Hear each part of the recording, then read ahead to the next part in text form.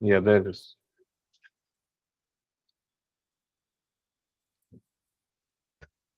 Okay, we have George here. Okay. Un momento.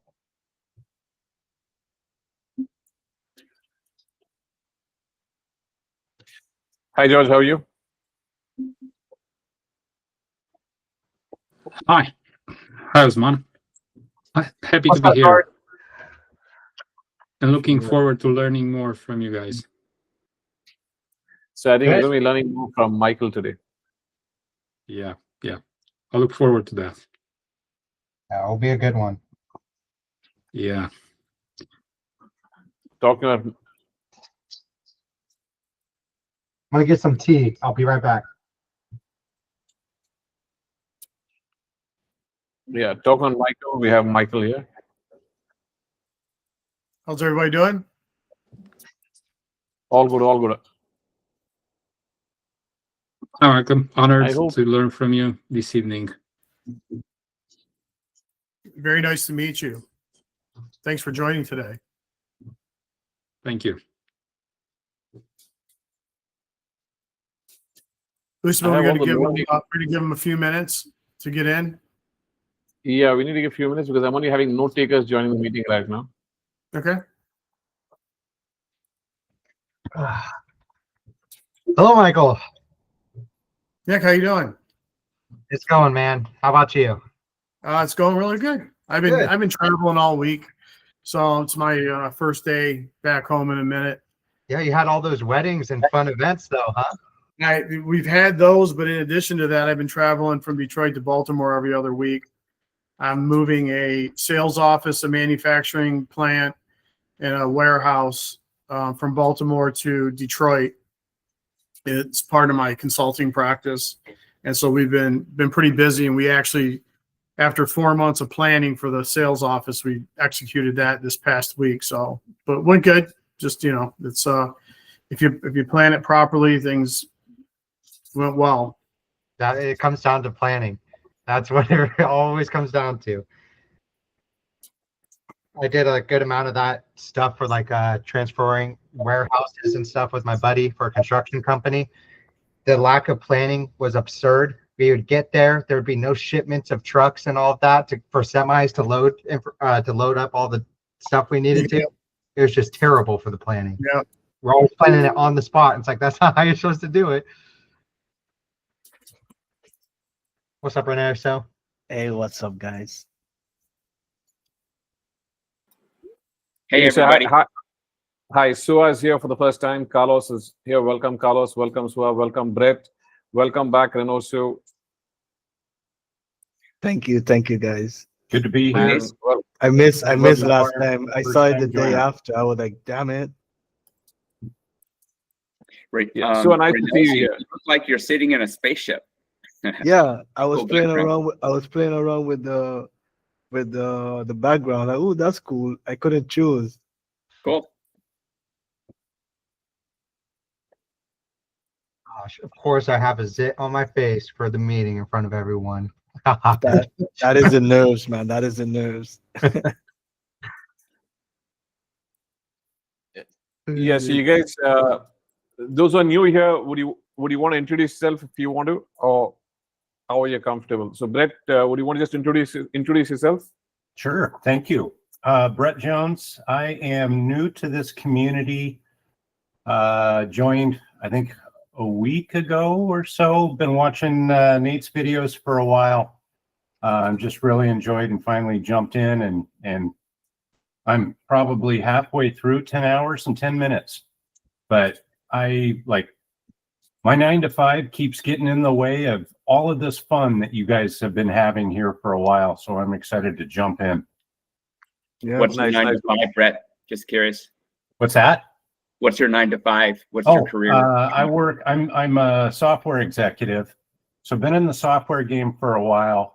Recently, a couple years ago, moved to a digital marketing company. So I manage software engineers and then some ops folks too. So I'm like, oh, here we go, guys. I'm gonna automate all of this stuff. What industry? Human in the loop, of course. Okay. What industry?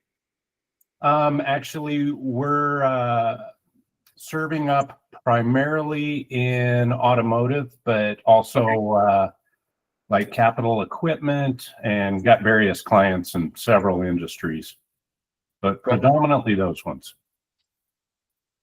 Nice. Yeah. So as you've already got going, so why don't you introduce yourself as well? This is the first call you're attending, right, over here? Yeah, this is my first call. You guys, thanks for the invite. Really excited to see what the chill chat and chaos activities and conversations are like. Similar to Brett, the career track has certainly, my background is in healthcare, technology, SaaS, B2B, and that's been the past 20 plus years. And I've been, as a proposal manager, I have gotten the AI bug when I implemented an AI third-party solution to help us with our draft and review cycles. And I saw the significant impact of reducing that by easily 35-40%, right?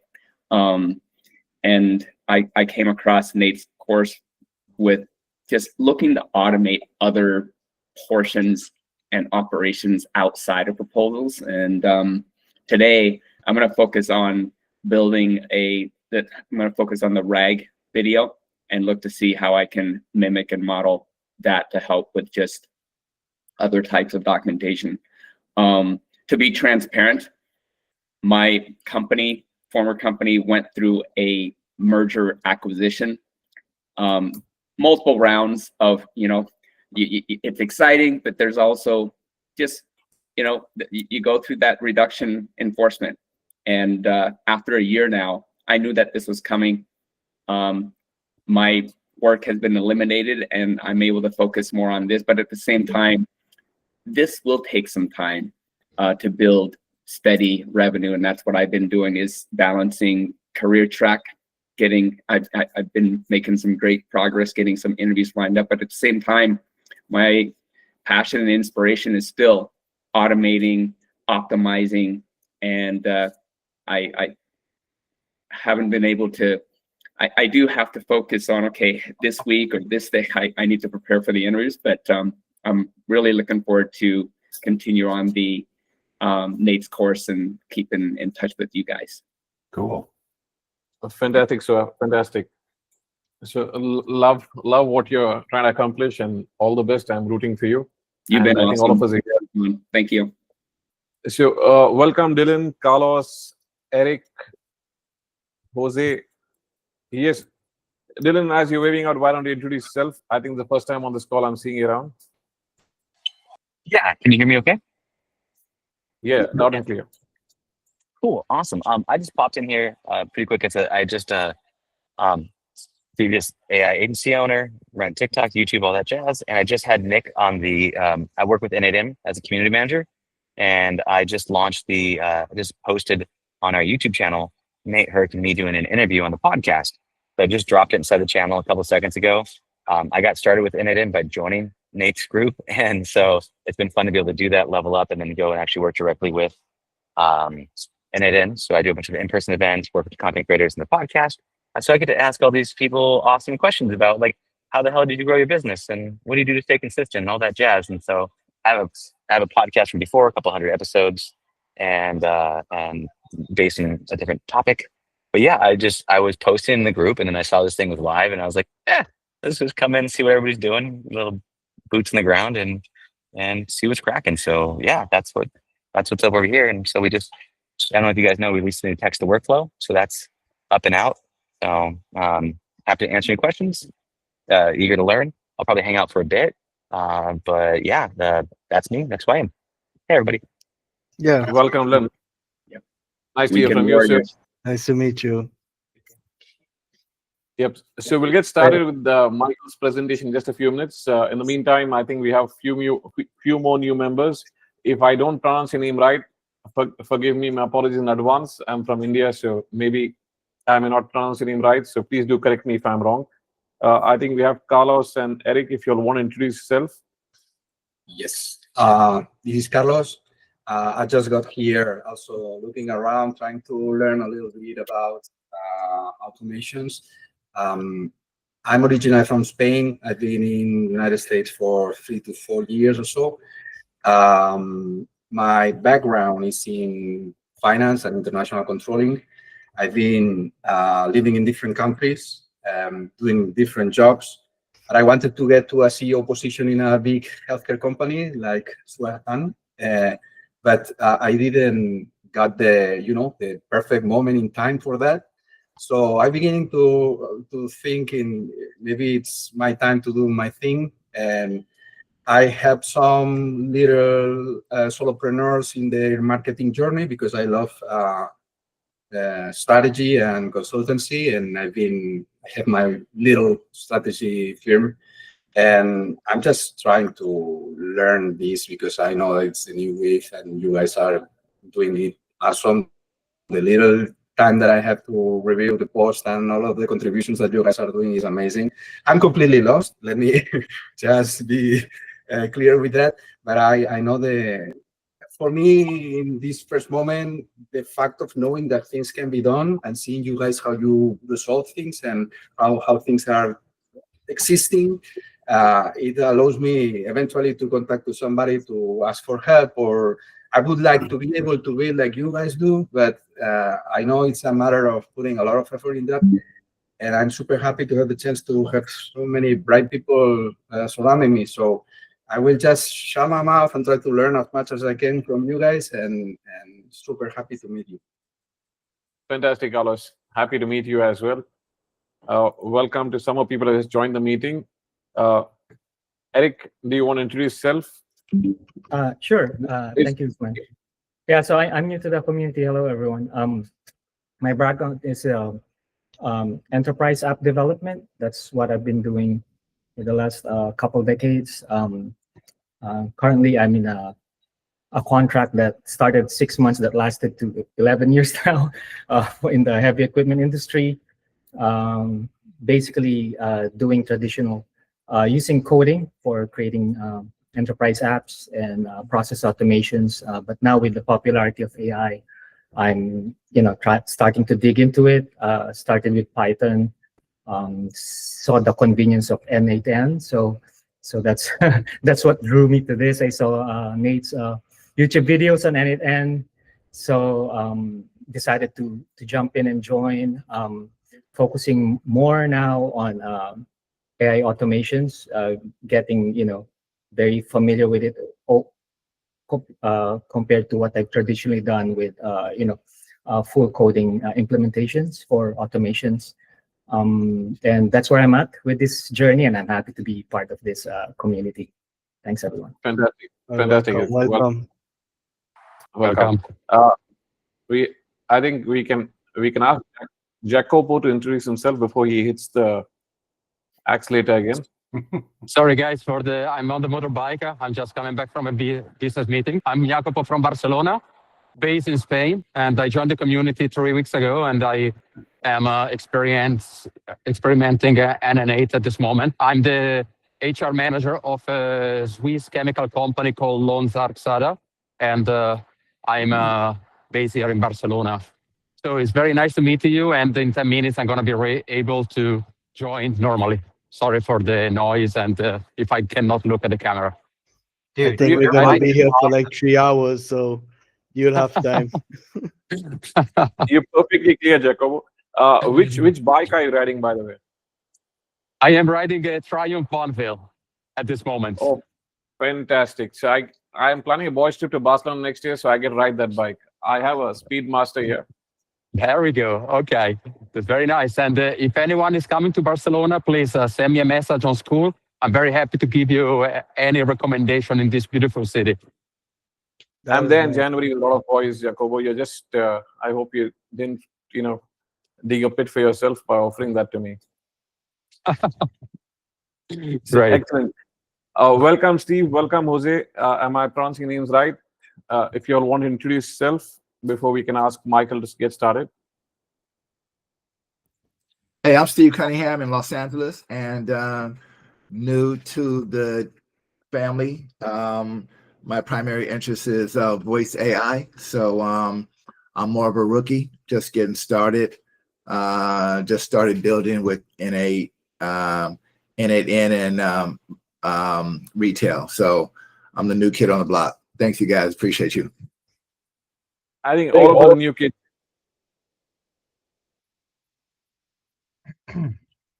Fantastic. Welcome, Steve. Jose.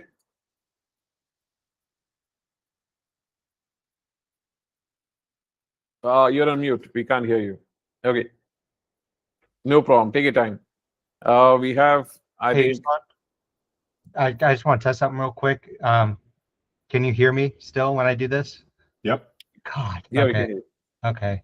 Yeah, I have the glitch again where I don't have the mute button. So I'm gonna join. I'll rejoin back so I don't have an issue. No problem. No problem at all. Taylor, do we have you here?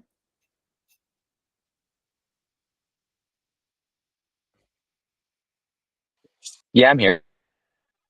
Yeah. Would you want to introduce yourself, Taylor, if you're open to it? I thought you said Dylan. You might have said Darren. Sorry, I meant Taylor. Oh yeah, sorry, that's me. Yeah. I didn't recognize the name. I'm sorry. I hope I'm pronouncing him right. Okay, my name is Talon, but it resembles each other. But that's fine. Hello everyone. I'm new here. My name is Talon. I'm from the Netherlands.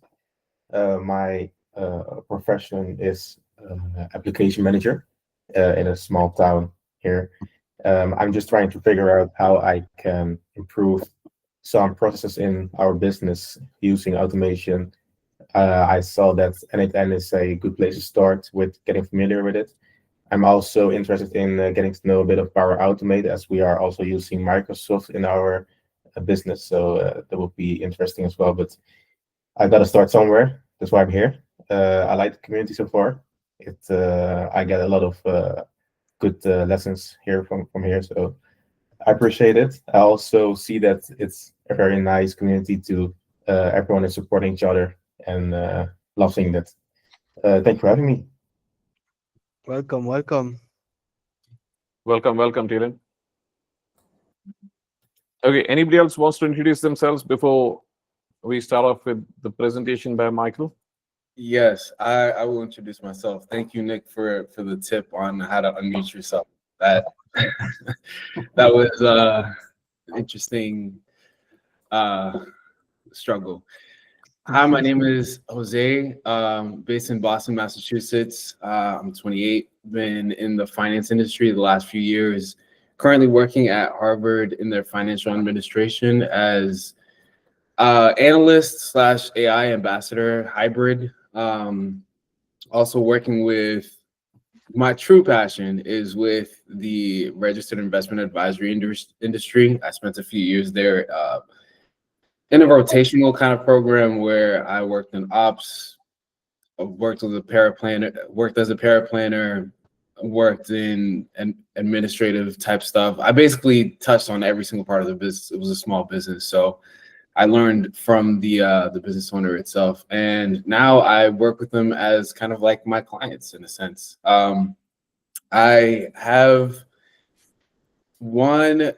my first client right now for my AI agency. I just launched my first website bot a few days ago, and we got our first lead through the website bot, so that's super exciting. But yeah, I just joined this community about a week and a half ago. I'm also part of Cole Medin's community and circle. I feel like that's a little more technical. This one's more like business oriented, so they kind of complement each other really well.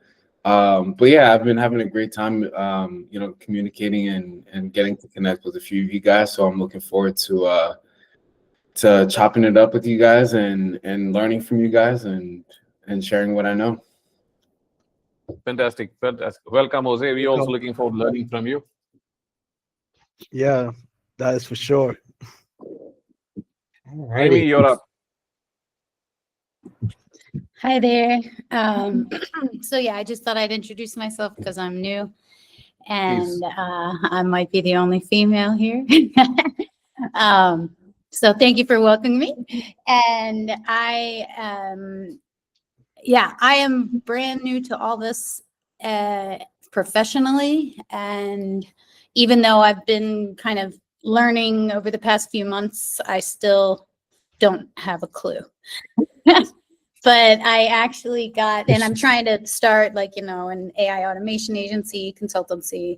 And I actually have a friend who is 6 months into starting her own business. And so she has very kindly let me use her as a guinea pig. And so anyway, that's kind of where I'm at. And I'm here to learn as much as I can from you guys. So thanks. Fantastic. Welcome. Great to have you here. And we all started slow, so there's no problem at all. I think we have some more diversity here. I think, Tessie, would you want to introduce yourself? It's okay if you don't either. Yep. Okay. So this is how it goes. We usually start the meeting. We introduce ourselves. So I'm not asked everyone because many people are regular here. For those not so regular, if you can see, I have the center person on my screen is Ron over there, and he has a fantastic $1 million deal board. So that's the agenda every time. So just there he goes. He switched off the camera. So if you can catch the deal behind Ron over there, then there's a $1 million deal happening. Ron, which side do we focus on this time? The right or the left? Depends on whether you're looking at it this way or whether you're looking at it this way. That side over there. Fantastic. So we have a fantastic presentation lined up by Michael today. So Michael's going to give a presentation. It'll be a short presentation of 10 to 15 minutes, and then followed by some questions from all of us. It's a great chance to chew his brains. Some of the great experience in business for at least the last 40 years in sales. So over to you, Michael. I think you would introduce yourself better than what I could. So I'm a great fan of his, and he's the most popular guy in AIS Plus right now. So am I. I'm a big fan of me. That's not true. I'm second most popular after you. Okay, let's not be. Yes, sir. All over to you, sir. Okay, thank you. It's great to be here. It's very exciting actually to see how the chill sessions has evolved. I was at the first one that Usman has done. The last couple I've either had weddings or some other engagement that I couldn't fully participate, but I'm glad to be here today. Usman and I've got to know each other through ASI Plus and become very close very quickly. Our common bonding was obviously a passion for AI, but we're both in the auto industry. So I'm steeped in that on the US side, and he's principal of Honda vehicle dealerships in India. And so we got on a call one night and just became fast friends and kind of kindred spirits. So it's been really good. So our journey together has kind of grown. And Usman, I think you guys may have seen, he's the first one to cross level 8. I keep telling him that this is such a special milestone. Out of 140,000 people between the free site and the paid site, that's rare air. So him and I have been kind of working together on this. So I'm hoping to pass that finish line in the next maybe month. It might take me about another month to get there, but I'm very active in the ASI community. You may have seen some of my posts with the Daily Dose. So I do a AI term every day that I release to the community, and I do a weekly smash up. I think I have like 300 followers now within the community. So people really like it. I get all kinds of direct messages for it. It's been great. So throughout, for part of what I'm trying to do with the community is I'm at a stage where I really want to start giving back. And when I saw Nate, his videos, his authenticity just really struck me. And I was very surprised in a pleasant way how it translated into the community. Just such a special community. And so I started my AI agency in May of this year. And maybe we'll have time to tell that story, but I want to kind of stick to the script a little bit. But I've been in business, I think Usman alluded to, almost 40 years. It's actually been more than that. I started running around my dad's businesses when I was 9 years old. He had a print business. So I was raised in a family-run business. So I've been in, I really like it. It's kind of in my blood. I have held every major position within a corporation except for finance and HR, which I'm perfectly okay with. Really specialize in level up and turnaround. And my latest venture has been, I'm part of a private equity group as an investor, but also my role is to go into companies that we acquire from a mergers and acquisition side and basically pull those into the center platform companies. So a lot of synergy work. That's why I was talking about that a little bit earlier. Some may have heard I'm actually relocating a sales office, a manufacturing plant, and a warehouse as part of my consulting practice. But in that time, I have unique access to a lot of areas within the company. And what I needed to do in this past May was to rebrand myself as the AI professional. So AIS has really helped me do that. My status and standing on the leadership board, I basically rebranded that as into a reputation score. And it helped me kind of rebrand with customers that I've had for 5 and 10 years. It's been really, really good to leverage that. So what I plan on sharing with you today is I've been a CIO for many years. And within that time, I was struck by how helpless users and employees within the community felt by being beholden to formal IT. And this is no dig on formal IT. Formal IT is one of those rare departments that has infinite demand and finite resource. And it is an enviable and unenviable position to be in. So as a CIO, when we had people lined up at our door that needed reporting, that needed workflows, that needed all these things, and this is going back to 2010 and 12, the tools that we have today weren't around then. And so I first got introduced to low code, no code with an app called QuickBase. And QuickBase is a database application, kind of like Access and SQL merged together, but it's cloud-based. To give you an example of what we've done with that in that time is I've built over 60 workflows. I do not know, even though I'm CIO, I do not know how to program, okay? I can write some if statements, I can do some basic stuff, but my brain literally doesn't work that way. I work on big complex systems. I can forecast for 5 years, but don't ask me to write any code that you need to execute tomorrow. It won't happen. So I surround myself with smart people like Usman to help with that kind of stuff. But that's the other side of my brain. So what I was looking for at the time was, how do I help enable this community? And after developing apps for 5 years, we saved over $1 million a year in administrative services. We were able to allow people to see reporting in real time that they never could before, 24/7, and then actually write their own low code, no code applications to help empower themselves within the department. So over that time, I developed a methodology, and that methodology is what I'm really going to share today. Let me just pull up my screen here. Let's see, screen. I think this is the right one. And real quick, while Michael does that, if you guys have questions, just go ahead and raise your hand for the queue or put questions in the chat, and we'll relay them to Michael. Not a problem. And then can you see my screen by any chance? Yeah, we can see your screen. Can you see it now? Yeah. Yes. Okay, so that introduction sets the tone for, I created a methodology, and I'm actually right now I'm documenting that methodology in a book called the Data Whirlwind. And the intention of the Data Whirlwind is I observed that front office professionals offer an opportunity to expand IT capacity within a corporation by hundreds of percentage, multiple times.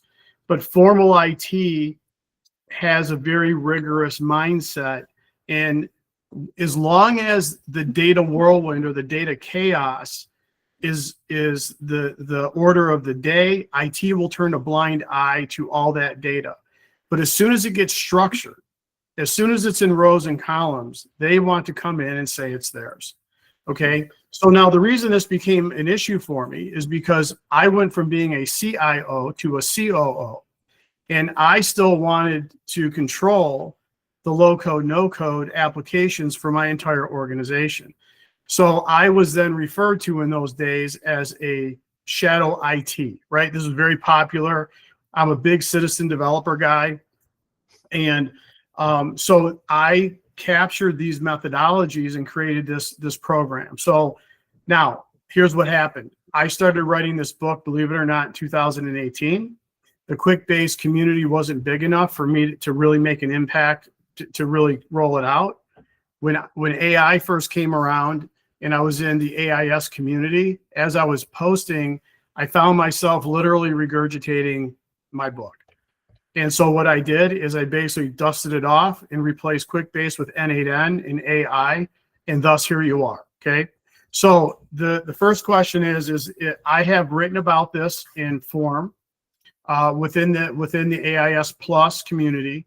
If you just search for N8N sales, you'll see the 5-part series that I've written that you can go into detail about what we're going to talk about today.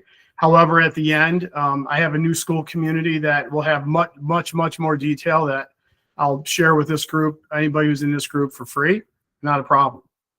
So, so the Data Whirlwind, which is a methodology to discover opportunities within companies for N8N, low code, no code, and AI apps.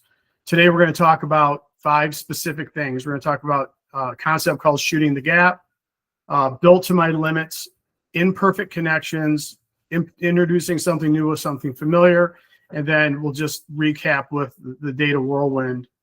So, so if I could just request you to close this, the Google Meet small window which you have here. Yeah. On the right side one. You want me to close this one? Yeah. Yes. Exit, you'll be good if you click the X. Okay, how's that? Is that good? That works. We good now?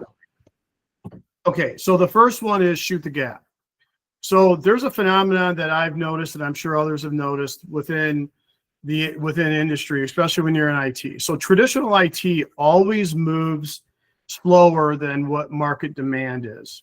Okay, so when you have a small agency, or you're trying to help your customers, or even if you're working internal, there is always this gap between what the market demands and what traditional IT can deliver. And if you happen to be in government, that line is even way further down than that red line. No-code applications empower front office professionals, non-IT professionals, to ride in the middle of that gap. And why is this necessary? Well, the question really begs this.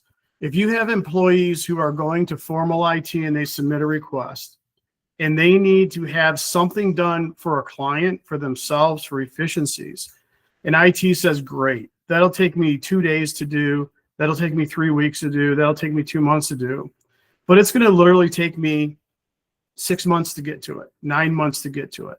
So when that employee walks back away, is it sufficient for them to tell the customer or their boss, I can't do what I need to do because IT says it's not going to be delivered for 6 months?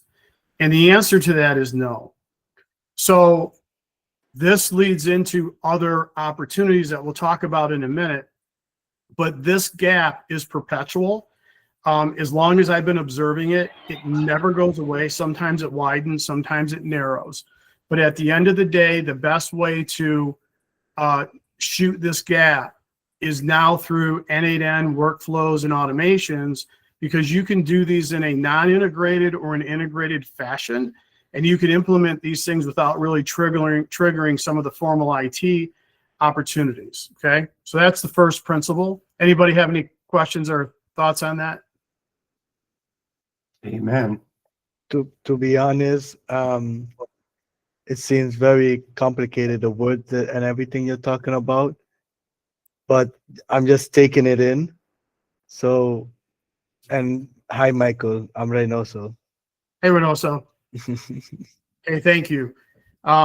And if this, I can, so you let me know, we can talk offline too. That's not a problem. I can do that. So the second point is now that we have identified this gap, what that means for people who are selling these services is once you understand where that gap is at, you can go into any company and realize there is something to take advantage of.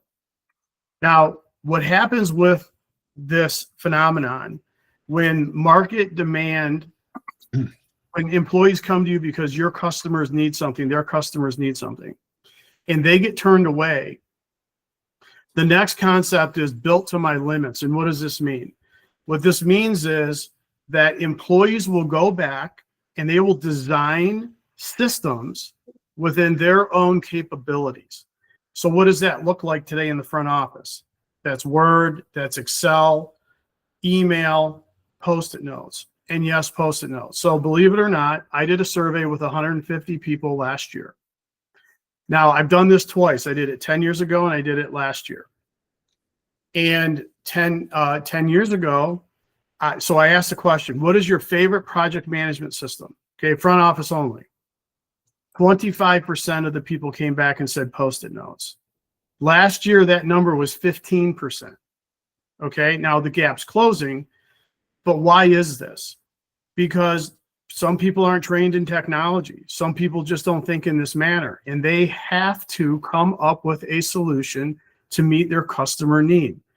This is, in fact, the data whirlwind. This is the data chaos that exists. But what we're going to talk about at the end is, it is also the best place to see blueprints that if you can look into the data whirlwind and see the structure, it represents tremendous opportunity for N8N workflow and automation builders. The third is imperfect connections. What does this mean? So across all of your macro systems, CRMs, financial systems, manufacturing systems, logistics systems, you name it, those big core systems don't talk to each other very neatly. And when not only do they not talk to each other neatly, there is a myriad of subsystems that exist under these macro systems that have small, tiny gaps.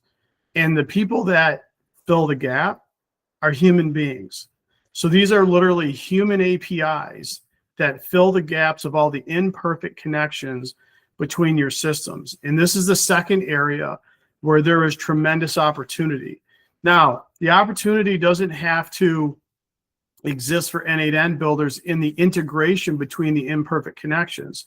But what happens is there is human beings that have developed very, very refined processes that are easy to see, that are natural for N8N workflows and automations to take and control, so that these human beings can go do more important work. That's the second one. As an implementation strategy, one of the strengths of N8N, like QuickBase, is that you can adopt language that is familiar to the employee. So, and the environment. So why is this important? So I've literally implemented 5 major ERPs. I've done hundreds of small apps. I've run a custom software development business. And one of the things that will absolutely disrupt and cause problems for a successful implementation is when you force on an organization too rapidly new language and new processes, because chances are the business that didn't have an ERP has adopted their own language. It's not best practice language or what is called quote unquote best practice. These new terms that the employees do not understand, along with new processes, will literally cause an ERP implementation to come to its knees. So the beauty about N8N and these other solutions is you can actually adopt the language of the organization in which you're working. So there's something familiar with something new, which is the automation or the workflow. And what I commonly have said to my peers that were in IT or my customers is, for step one, the adoption of the new technology, that is improvement enough for phase one. Once you implement the system and it adopts the language of the company, you then can work on best practice, but over a period of years, because frankly, changing culture takes a long time. So that's another important methodology. So the first, if we just step back and we go through shooting the gap, there's a perpetual, forever gap between what IT can deliver in the marketplace. When that is not, when formal IT cannot meet that for the customer, the employees will then, including salespeople, will go back and try and come up with their own solutions based on their abilities. And that's really the key. It's their abilities. Now, one of the reasons this is so problematic, as soon as they walk out the door, all of that knowledge goes with them. So you have this constant churn of knowledge that people have refined that literally take it with them, and the next person starts over again. This also creates these imperfect systems where you have human organic APIs sitting in the middle, and the same phenomenon. As soon as that person retires after 20 years, where you've completely taken it for granted, all of a sudden things stop working. And then if you can implement and use tools that allow you to pick up common language while you're implementing these solutions, and then your rate of success will be much higher. So the Data Whirlwind really is designed to take tools like N8N and AI to look at all this unstructured data. And I think to hit home, this was how do you find N8N sales opportunities? And this is how you do this. So when we'll get into some of the Q&A, and I can talk about it more specifically, but effectively you want to look into this unstructured data. You are then, if you are familiar with this industry, you are going to be able to see very refined processes, even with Post-it notes. Believe it or not, people that use Post-it notes or they use Excel, what you will train yourself to do is look for people that have very refined processes that are very repeatable. They're just not resilient, and they'll walk out the door with them. Those are N8N and workflow goldmine opportunities. And then, so I'm gonna pause there, and that's kind of it in a nutshell. I can talk about this endlessly, but I want to pause and kind of be respectful of time and see if we want to open it up to questions. Usman, did I miss anything? Or that just shows the expertise when you're passionate about something. Yeah, fantastic presentation, Michael. Loved how you reframed AI as a real-time response layer rather than just a disruption. Thank you so much. It also gives a lot of how do you say, it gives us hope that we're still early in it, and there's a lot of need for it, and there's still a chance to get our spot in it, Yes, 100%. And we do have a question from Carlos. Yeah, so before we start the questions, if anyone has a question, request you please raise your hand and we'll go along the order of the raised hands. So Carlos has a question. So Carlos, please shoot. Michael, thank you so much. It's been super interesting. While I was going through your explanation, and please be aware that my knowledge of N8N is really limited, more than limited. So I'm probably missing something when I'm asking this. So you were framing the gap, and maybe because I'm coming from healthcare, I was also biased to think in maybe other external gaps that big healthcare companies may have when trying to use no-code systems or LLM systems flowing with data because of the privacy and because of the HIPAA laws, this kind of stuff. So what I was trying to say is that there will be always that also other gap, which will be with regulations in order to allow people to work with that data, right? So if they are framed within our company, besides the access privileges that you provide them through your IRP, I guess that we will need always also to be framed to that.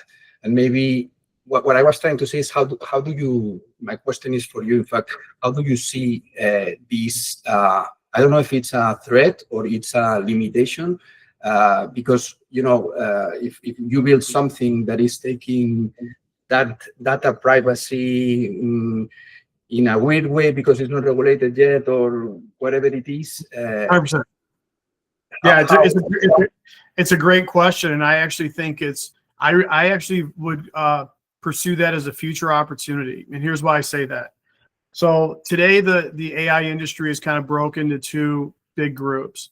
You have formal corporate IT that is I'll just use the term very concerned and fearful about the young gun slingers coming into the business that are just putting in solutions without any regard to enterprise security protocol, federal laws, or whatever it is.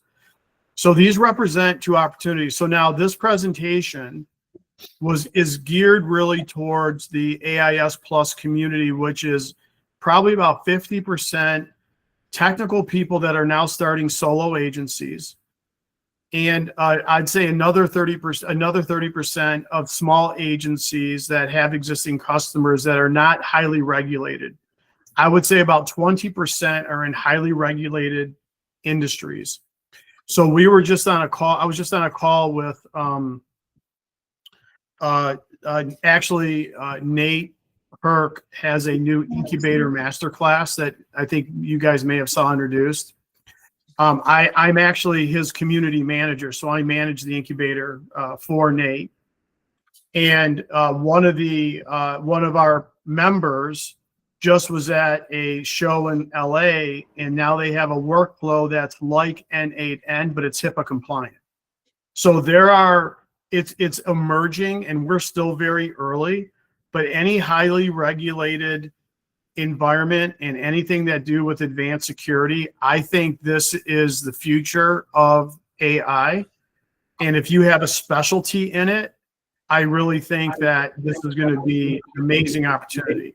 However, what I will say is there is an infinite amount of opportunity for solopreneurs and small agencies to even go after workflow improvements and automations with administration that surrounds whether it's HIPAA, whether it's insurance, whether it's financial.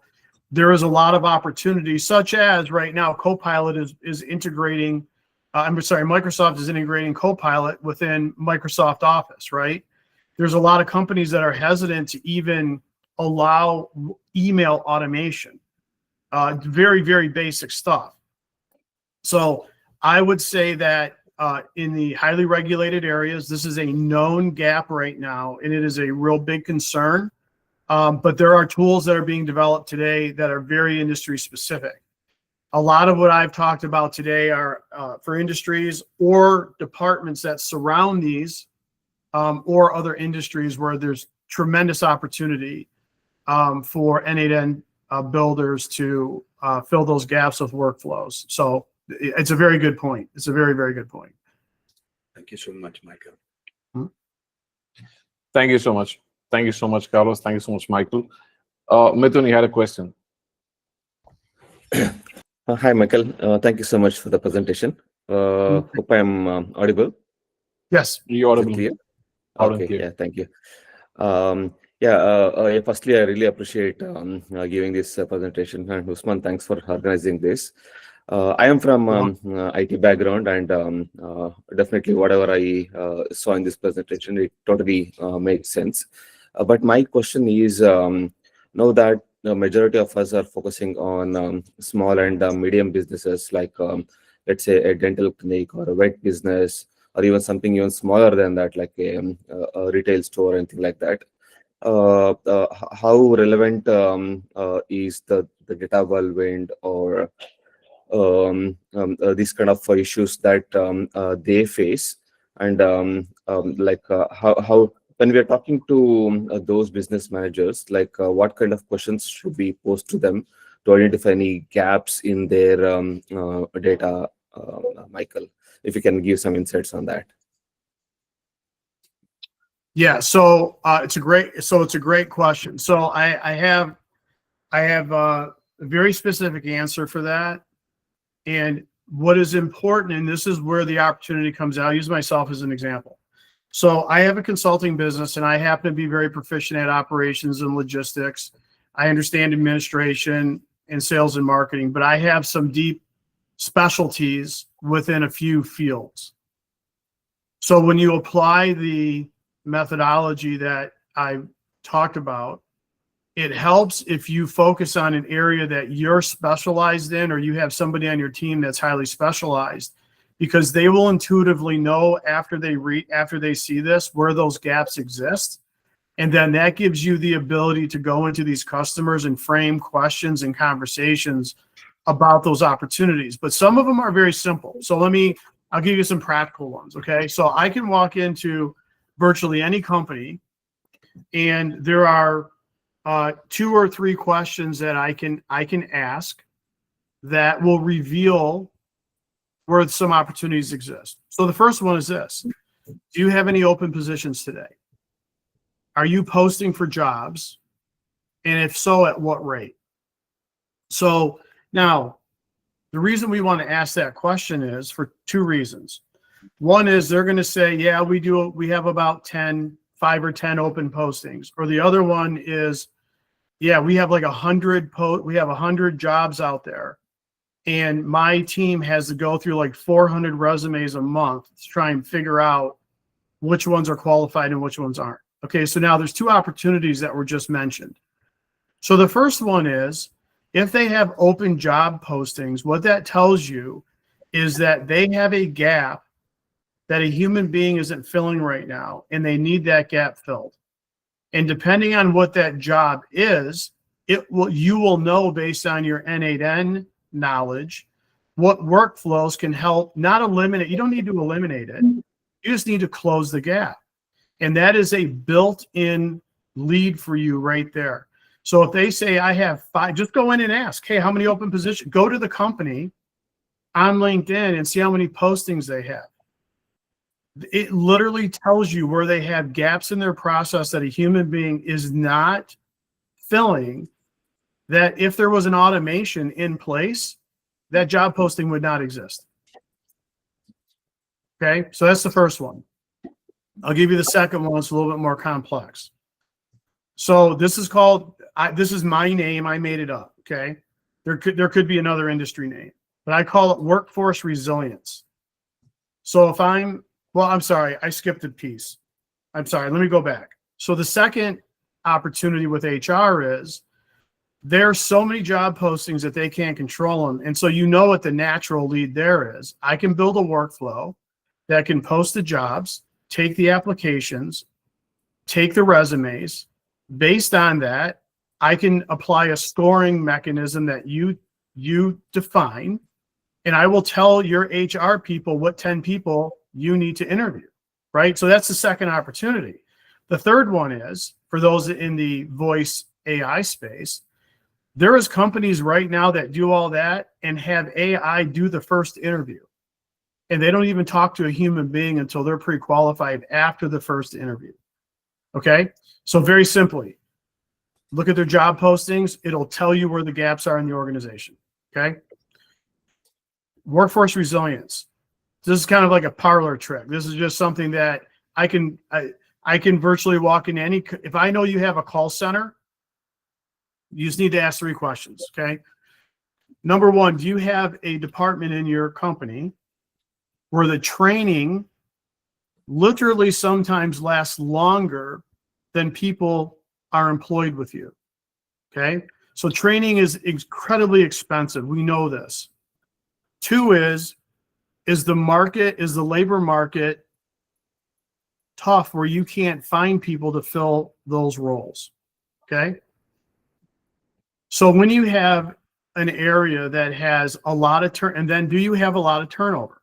So if you have extensive training, high turnover, in a tight labor market, that's anybody who's got a call center lives in dies by this every day. AI voice is the solution for them. So that's how right now. So I see. So this is how I frame it. I don't go in and say, hey, do you need AI voice? I ask, tight labor market, training lasts longer than your average stint of employment. And we know call center turnover is extraordinarily high. So now, is AI voice there for all of it? No, but it can take inbound calls. It can sort inbound calls, ask preliminary questions, and hot transfer to a human. Okay, I have a client. One of my clients was Verizon. We've done many experiments with this, and we're doing inbound and outbound calls with that. So that's the second one. So I know I went on a little bit longer there, but I hope that answered your question. Yes, Michael. Thanks for the detailed explanation. Thank you so much. Fantastic. Thank you, Mithun. Thank you, Michael. I think Nick. So I forgot to introduce Nick as my co-host also of the meeting. So Nick is helping me and assisting me hosting these meetings.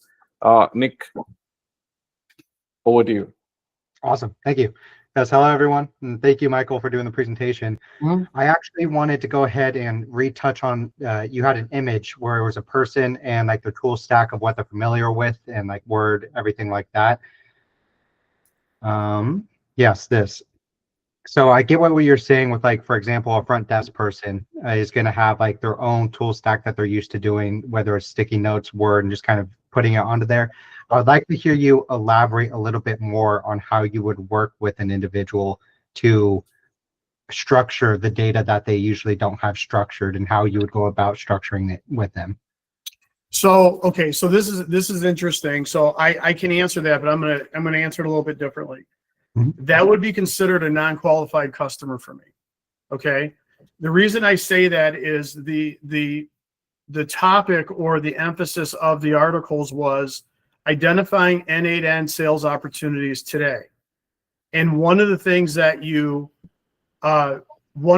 I look for within the data chaos is there's a whole bunch of people that have a whole bunch of unstructured data with zero processes. I don't even try to get into that.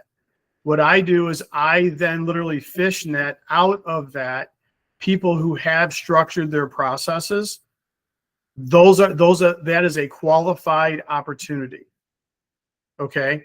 Now, to answer your question directly, once I discover what that process is, let's say there's an administrative group of 30 people, and one of them's using Post-it notes, and the other one's using Excel, and the other one's using whatever. The question is, how many people within the group of 30 can benefit from using a structured workflow automation? And I'll make a number up. Let's just say it's half. Let's say it's 70%. So the answer to your question is, when I find a structured process, and you're not going to find one, you're going to find a dozen.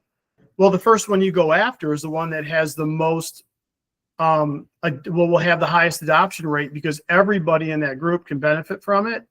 And once you implement it, that's how you structure the data for everybody else. That's my methodology for it. I have worked with literally thousands of employees. And the best way you can structure data is to put in processes and don't leave them to their own devices. But it's the gap. It's the gap between what IT can deliver, because they would just be using the IT processes if they could. They just don't exist, but that's also not their purview to do. I don't know if that answered that. That's how I attack it, Nick. I don't know if that answered your question directly, but.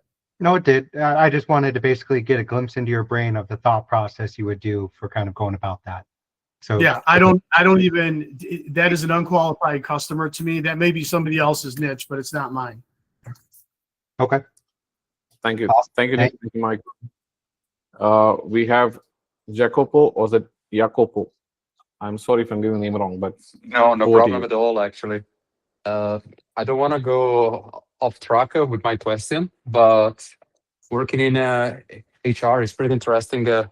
This case scenario, and would like to know actually how do you get in touch with possible clients, because I do receive on a daily basis like 50 emails from agencies, not AAA agencies, but more like recruitment agencies, and it's kind of difficult in the day-to-day to filter all the emails and see which one are interested or not. And possibly most of the companies, from what I can see, my experience, do not care or do not want to engage with external partners sometimes because they prefer to do everything inbound because they already have a system. So yeah. Yeah, this is not an easy, there's not an easy answer to it, because we know that cold calling is yields less than 1%, right?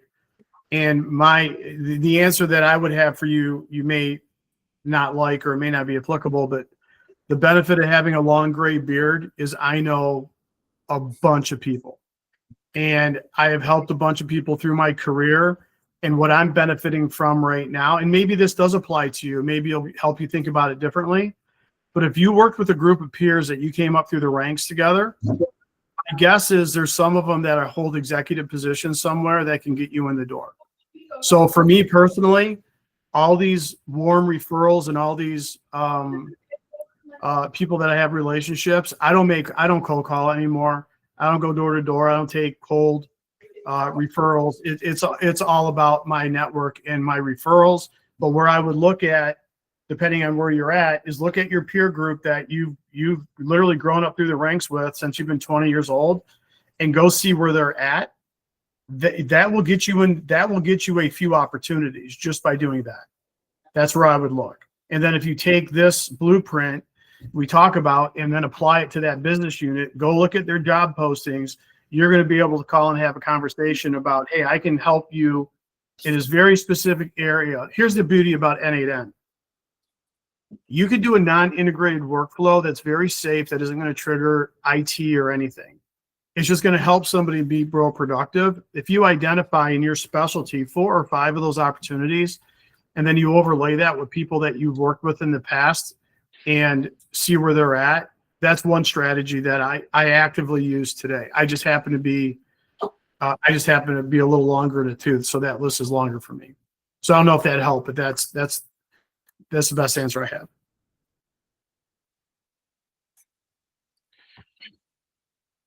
I think, yeah, Thank you. that answers the question. Thank you. Thank you, Jacobo. Thank you, Michael. Eric, you had a question. Or is there a song you want to play? Yes, I do have questions. Thank you, sir. Hey, Michael, yeah, I want to take advantage to ask you these questions because you've been a CIO. So here's the question, and I'll explain why I asked the question. Is it better to sell N8N automations to SMBs or multi-billion-dollar, these big companies with traditional IT? And this is the reason why I ask. I'm part of traditional IT right now, of a very big corporation, and everything you said, you nailed it. Unstructured data, and they're not even familiar with AI yet. Now, here's the thing. I tackled unstructured data. Long story short, we have different data sources, SAP, our own SQL databases, Mongo databases, and all that.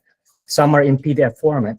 I embedded them for a proof of concept I created because it's such a waste of time and inefficient way where all internal.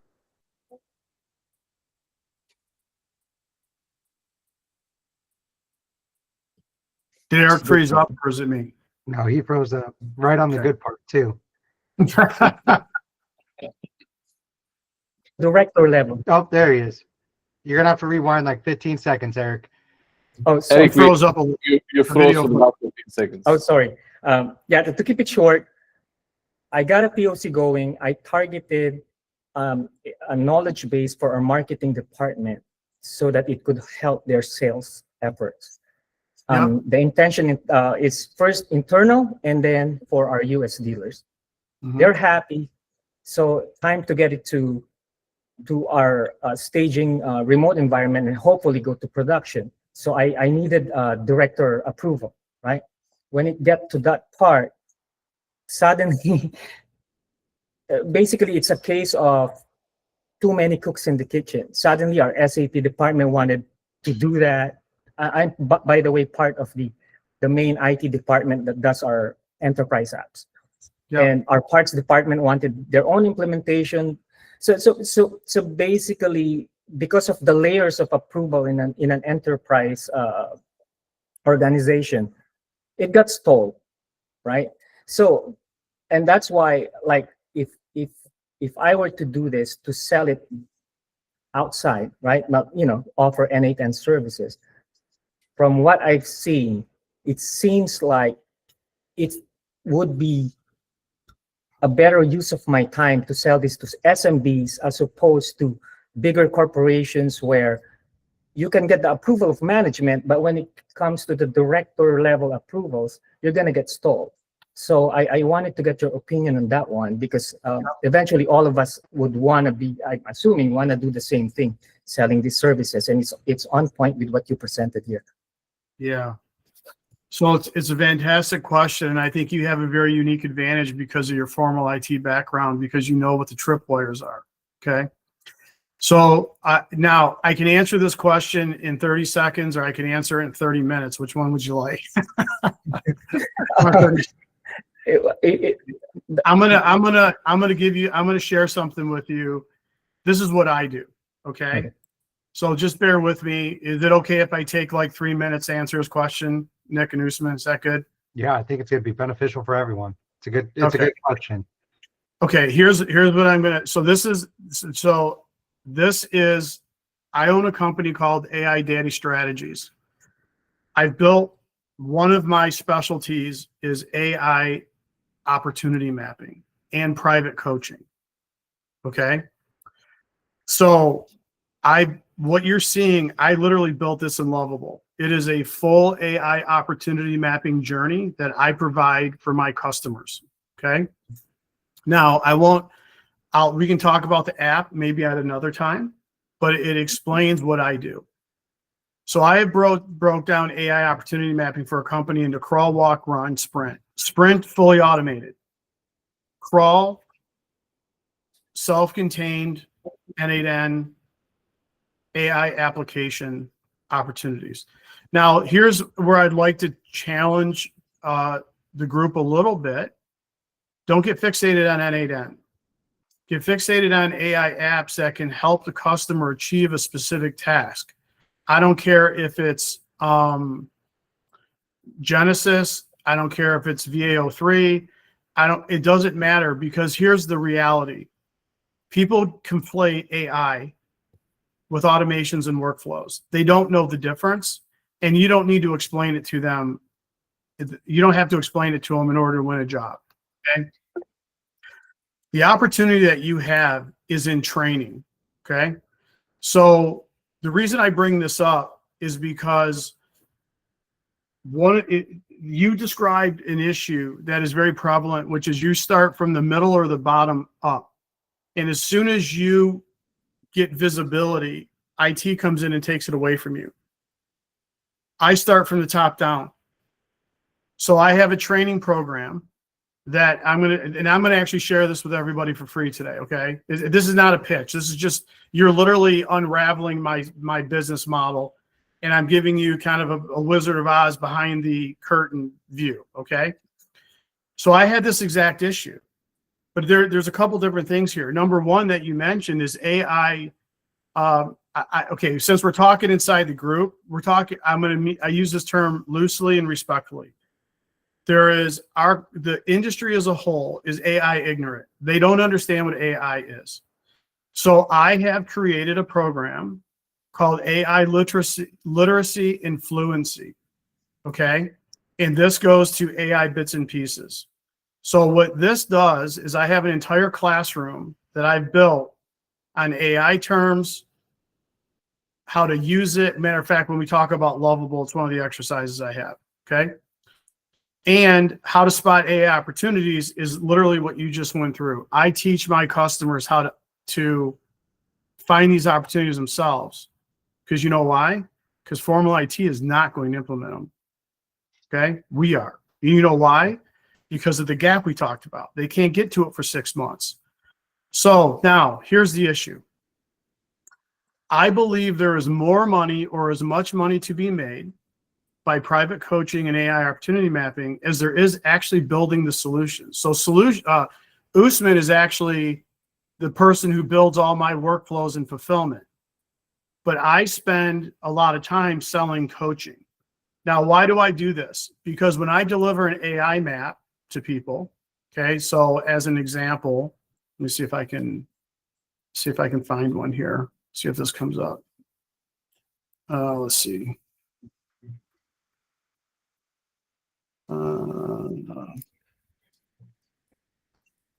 Okay, so Usman and I put together for my last client this eye chart.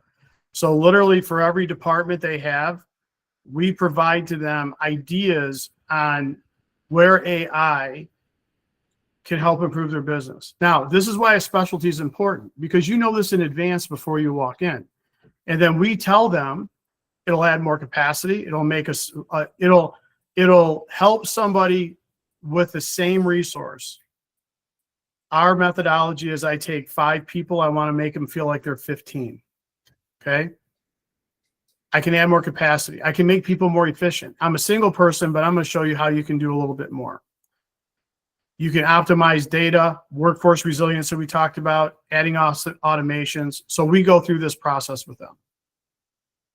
I'm going to tell you a secret. Every CEO today and an executive is scared to death to go to their YPO, the Young Presidents Organization, their local club, and tell people they're ignorant about AI. They are scared to death. And you know where they don't want to learn about it? In public.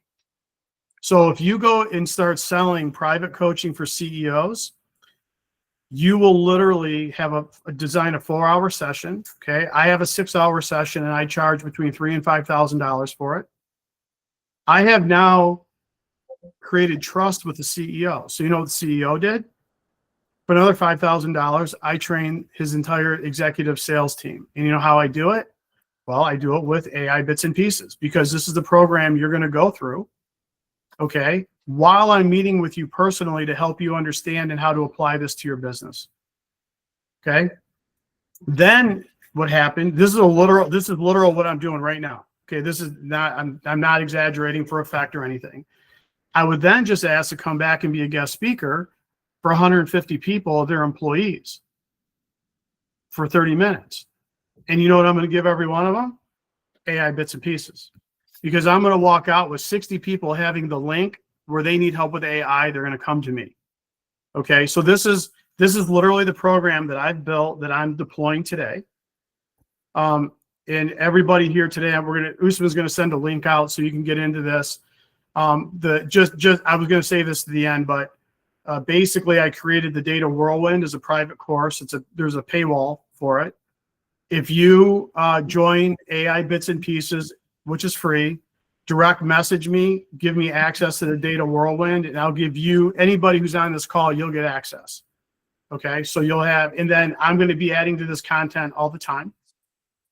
So my long answer to you is go for training and education. Nobody can touch that. Okay, you're not going to hit any tripwires, and you try and get as high in the organization as you can so you're working from the top down. That's my answer. Okay. And it doesn't matter what size companies they are. There is so much opportunity that IT cannot fulfill. And so what I did with my customers, I literally would build, I didn't do it. I had Usman build a couple workflows for me, right? They weren't fully vetted. They were just samples.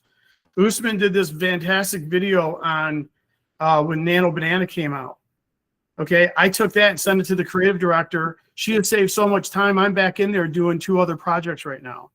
The other one that works really well, that's big time, they need big time help, is sales and lead generation, just like we're talking about today. web scraping. We're using Apify. Usman just built this really cool workflow for me that is providing lead gen effectively for one of my clients. So anyways, I'm going to pause there, but my answer is education and training is a huge opportunity. And with your knowledge, I think that you can attack it in multiple directions to figure out how to get into that organization safely. Once you establish trust, then it goes from there. Thank you, Michael. Your answer and all the tips you gave is golden. Thank you so much. You're very welcome. Michael. Thank you so much, Eric. Thank you so much, Michael. I don't know if I'm out of Fantastic. time here. I'm sorry. I don't know if we're running over. Okay, we have a second round of questions from Nick and Jacopo. Nick.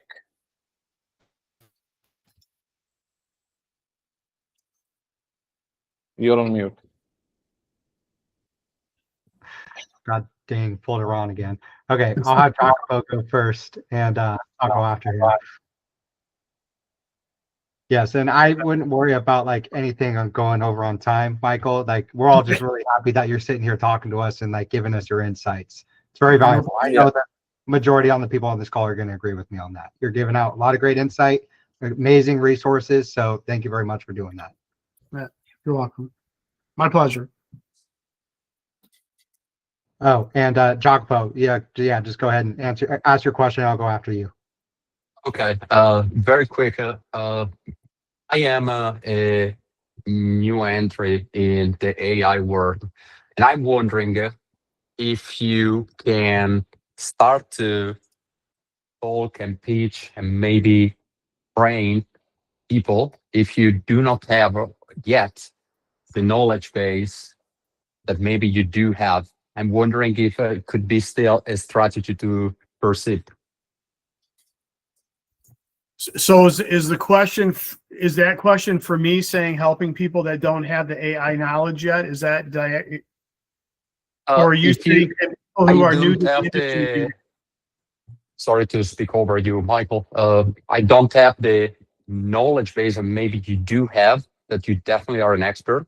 Do you think you can still go out and present, train people in a way or another? 100%. 100%. Okay, so again, you're unraveling the niche that I see in the marketplace because there's 40,000 people like you. Okay, you're not alone. You're in very good company. The intention of the hub that I'm creating is to actually help independent agencies. I'm going to package that and use it to train people to help people like yourself get ahead in that industry. Now, here's the secret. If you invest 30 solid days in any topic, I don't care what it is, you're probably going to know more than 99.99%. Okay. The first thing I would encourage you to do is every day on AIS Plus, I do the daily dose. There's 47 articles out there. Yep. You can go out and read those articles back from day one, and your education level in 30 days is going to be more than sufficient. If you go into the classroom and you follow all these courses and you do these exercises, you're going to have practical knowledge and enough knowledge that will be leagues ahead of anybody you talk to. Okay, so now here's why I do this. Okay, you're going to find this interesting. So do you know why I give this? This is a rhetorical question. Okay, here's why I give this to my clients for free, but they're employees and decision makers and influencers. Because I have delivered AI solutions and proposals. And when I gave it to my clients, they had no idea what the heck I just gave them. So the reason that I give them AI literacy training and fluency training is so that after I work with them on opportunity mapping for 6 weeks, they have educated themselves enough so they know what I'm delivering. That is God's honest truth. Okay, and now not only have I made them smarter for their own businesses, I've made them smarter for me as a customer. And the trust that we've created over that 6 weeks is irrefutable, right? And listen, I'm as passionate as anything when it comes to this stuff, and I'm a what you see is what you get guy. And my reputation helps. I mean, people know that I'm here to help. I have a reputation of getting things done. That, you know, all those things obviously play into it. And listen, I'll give you the answers. I don't care what they are. And if you find somebody better, great. I'm okay with that. I've come from an open source background. I'm good.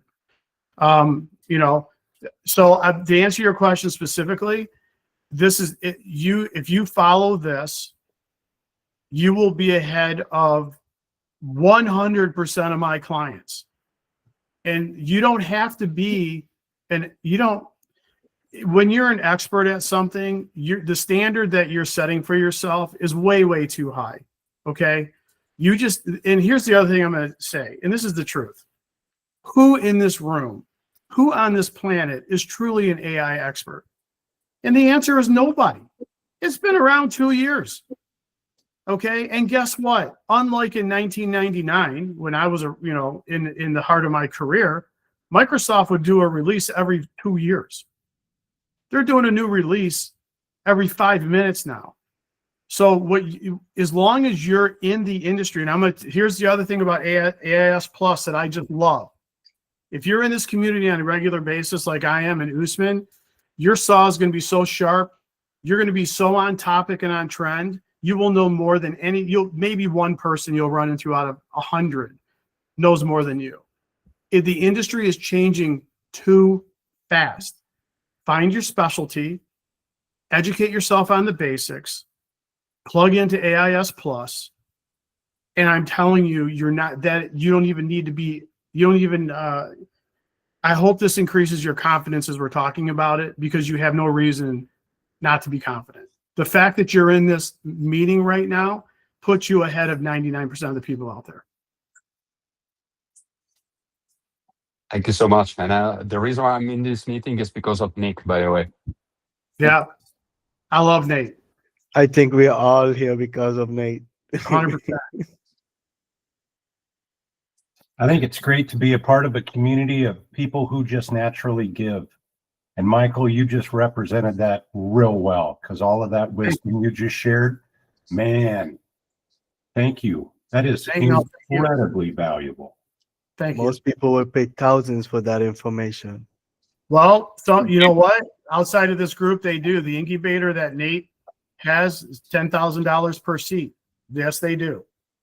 So and me, I've been honored to be selected as his community manager. He reached out to me, it was about 6 weeks ago, and I was just floored when he did it. And I've been honored to be a part of that team and helping build that. But I get the unique pleasure. I talk to Nate probably 7 times a day, along with Millen, the CEO. I've been in business a long time, and I can't tell you how refreshing it is. He's literally the same person that you see on the video. He you know how they tell you don't meet your heroes? He's one of the few that you want to meet. I do believe that too. You hear it that he's not pretending, he's just himself. You hear it in everything. Yeah. 100%. So is his co-founder. So is Tyler and Mellon. They're the same way. They have very, very different personalities, but they're all the same. That whole company culture is that way. And Michael, just so you guys are aware, Jacopo said my name, not Nate's name, but I just referred it to the community. But I'm glad you're able to get this value, Jacopo, because hopefully that clarified all the Michael's answers today. That would be worth one subscription for the month just for Nate's community. I agree with everything that's been said with Nate's community. However, one thing I wanted to circle back on with you, Michael, when you're answering Jacopo's question was, now you're saying staying up to date. How do you avoid the shiny object syndrome, where you're not deep diving too much into something that you think's big and things like that? You mind touching on a little bit of that aspect? Yeah, so I think it's valid. I think it's like anything in life. I think all right, I'm going to give you an unconventional answer. Okay, not like the rest of them being too conventional. So I'm going to share. This is absolutely related. Okay, and I'm going to tell you what you need to do, and it'll be sufficient.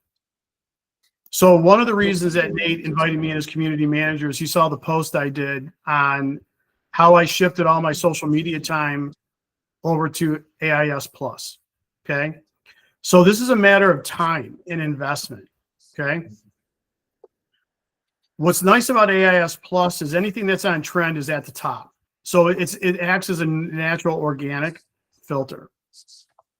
The other thing is, if you have a specialty, follow the specialty. If you're in sales and marketing, here's the only thing I say that might be controversial. If you've got a sales and marketing background you've never developed, partner with a builder. Don't try and learn this from scratch. Leverage your sales and marketing skills and learn a little, know enough about N8N and build some out so you know what you're practically talking about. But I'm a sales and marketing guy. Okay, I'm a business guy. I'm not a builder. And Usman's a double threat. He's both, but he does all my building. Okay. And if you're a builder, partner with a sales and marketing guy. Okay. That'd be probably my most controversial. Other than that, I wrote the post and basically said, if you go look at your stats on your iPhone right now, the average American spends 17.1 hours per week on social media.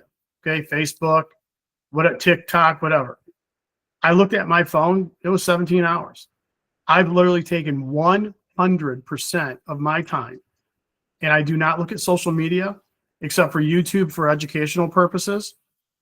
It is 100% AIS Plus. I average 300 interactions per day on AIS Plus. Okay. I dedicate at least an hour a day. I spend 60% of that time liking other posts and commenting on other posts. And the reason that I just happen to have a lot of points is we're a very reciprocal community and people reciprocate back. Okay. You have the time. I promise you, if you're on social media at all, like the rest of us human beings, we all have our addictions. Just choose a better addiction. And mine is AIS Plus now. Okay. So other than that, pick a niche. The community, here's the other thing. This is not to disparage anybody who's on the free site. Pay the $94 a month and work with people on the pro site. I'm sorry, I got my dog barking in the background. But here's the benefit to the paid site. So the free site is made of curious onlookers and hobbyists and borderline enthusiasts. Pro site is enthusiast plus, professionals, and small agencies for the most part. You got some big ones, but there's most of them. Be in that group of 3,000, and it's a natural filter for that. Follow the top 10 people, and that's going to act as another organic filter where you're not going to get too wild out of control. And I would say if you belong to a dozen AI societies, I belong to one other than my own. That's not true. If you look at my profile, I'm probably on 3 or 4. I don't look at any others. I just look at AIS Plus. It's the only one I'm interested in. I got very lucky the first time. So I don't know if that helps, Nick, but that's what I would tell. Pick a niche, and just like anything in life, then divert your social media time and be a friggin' AIS junkie. You'll be good. You'll be better served. Yeah, I thought that was a great answer because you got a lot of newbies in here as well, and it's always brought up for shiny object syndrome. So that's why I thought it'd be great to get your insight. And I agree with the natural filter of AIS Plus as well. And the people that are usually given the most value in there, listen to what they're saying, look into what they're looking into, and then that's a good filter within itself. Yeah, and it'll help you find your specialty. You'll just naturally gravitate to whatever it is. But the best thing you can do, honestly, is take the life experience and the business experience you have and accentuate it with AI. Don't try and be something you're not. Embrace your natural talent, what you've done, and partner with somebody who has that strength. You can't. Here's why. By the time you figure it out, it's already passed. The opportunity for AI is like right stinking now. So that's my advice, and that's what I follow. And I also wanted to go ahead and ask one question, circle way back to when you talked about doing the voice agents with Verizon. That's something that's particularly interests me as well, and I'm looking to tackle that. I'm convincing my partner to do that as well because it's a huge market and it's only going to get better. So when you've been working with Verizon, what were some of your key takeaways when building these voice agents? Are you noticing complexity issues if it's taken on too much with one voice agent? Do you need to build sub ones that do different tasks? Just your overall learning experience. Yeah, let me answer that more directly, so it's not just kind of a puff statement or name drop. So one of our clients was the largest indirect Verizon reseller in the country. Okay, they have 1,500 locations. So there in Verizon, there's direct, which is corporate owned, and then there's indirect, which is franchises. Our largest client, I ran an email and text marketing business for 5 years. It was part of under our private equity umbrella. And we developed a program that went in and connected to their point of sale, and AI was used to train the data to then get connected to one of a dozen, 2 dozen customer journeys. Okay. So in that, they had a call center that they would use to do outbound calling and inbound calling, or outbound primarily when customers' contracts were coming to an end. So that's where they deployed AI voice, which was to actually engage in that outbound calling. They've since now take the inbound as well. So there was a company that they worked with. The reason I was involved is that when the AI voice company sent a message and they got a phone call, they would literally send an API trigger to us, and we would send out a text message or an email message as a follow-up. So that's how I got involved in this. So I've since partnered with that company because I work with, as I see opportunities for call centers, I work with this company. So the lessons learned is this, and this is true for any AI. Do not underestimate the training. The training is absolutely critical. If you think you're going to get, any company who thinks they're going to get an out-of-the-box AI solution for voice, it ain't going to happen. Latency is, if I was to name the top, I don't know, there's 2 that stick out. Training is 1. 2 is latency. If you use a standard RAG database, it is too long. That little microsecond pause it feels too much like AI. You need to figure out ways to carry those to interact with that in memory, so that the latency is virtually 0. But if you do a standard RAG database with N8N, and Usman, you can probably speak better to this than I can, or somebody else that specializes in voice, but on an enterprise level, that's what we found. Okay, so you can't call back to the RAG database. It just creates too much latency. And the third point and final point would be, you need to announce and tell the caller that they're dealing with a AI agent. However you decide to word that, it really does help in your drop-off rate. Once they find out they're talking to an agent and you didn't declare it, the drop-off rate is far higher than if you declare it up front. So those are the 3 things that come to mind. Awesome. Thank you for that. Nice. Thank you so much. We now got. Yeah. So sorry, Usman, go ahead.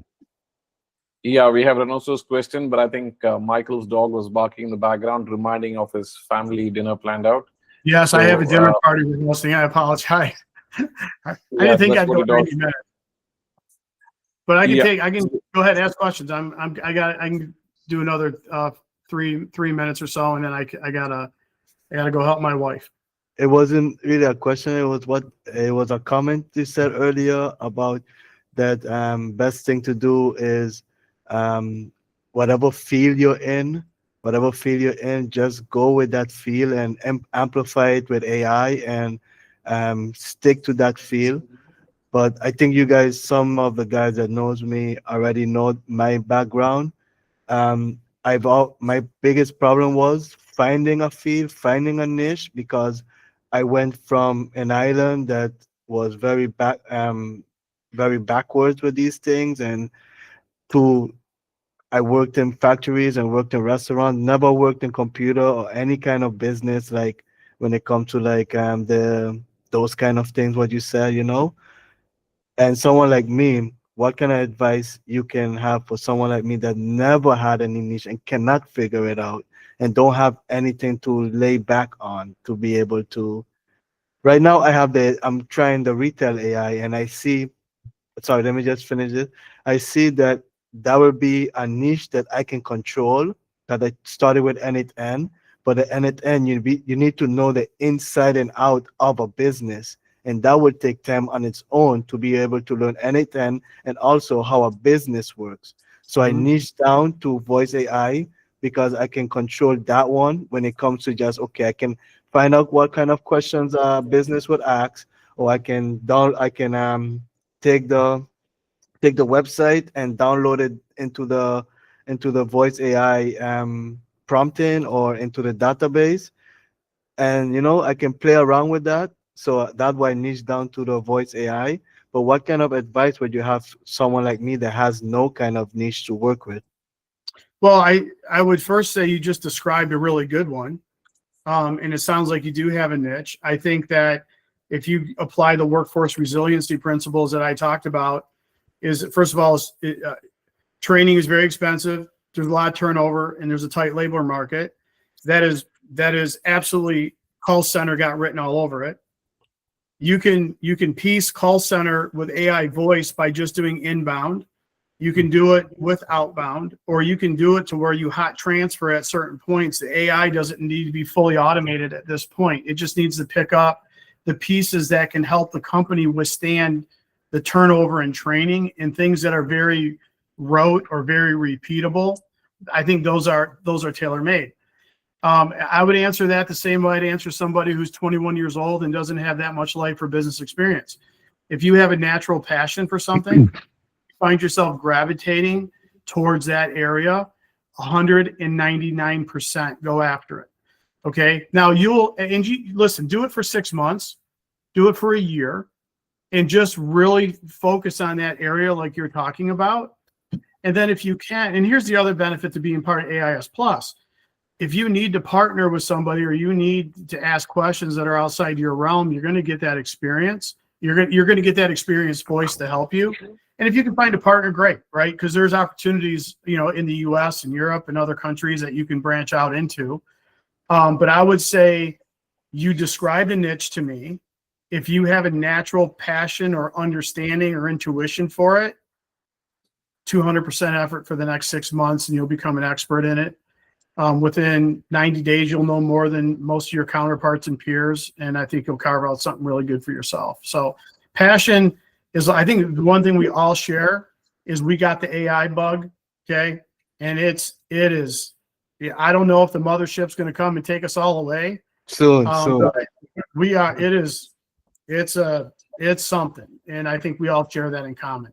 I've always seen this, like we've seen it on movies. It's like, what happened? Was there someone in the past that saw the future, or how the hell did they get to put this on movies and TVs and we actually living through it?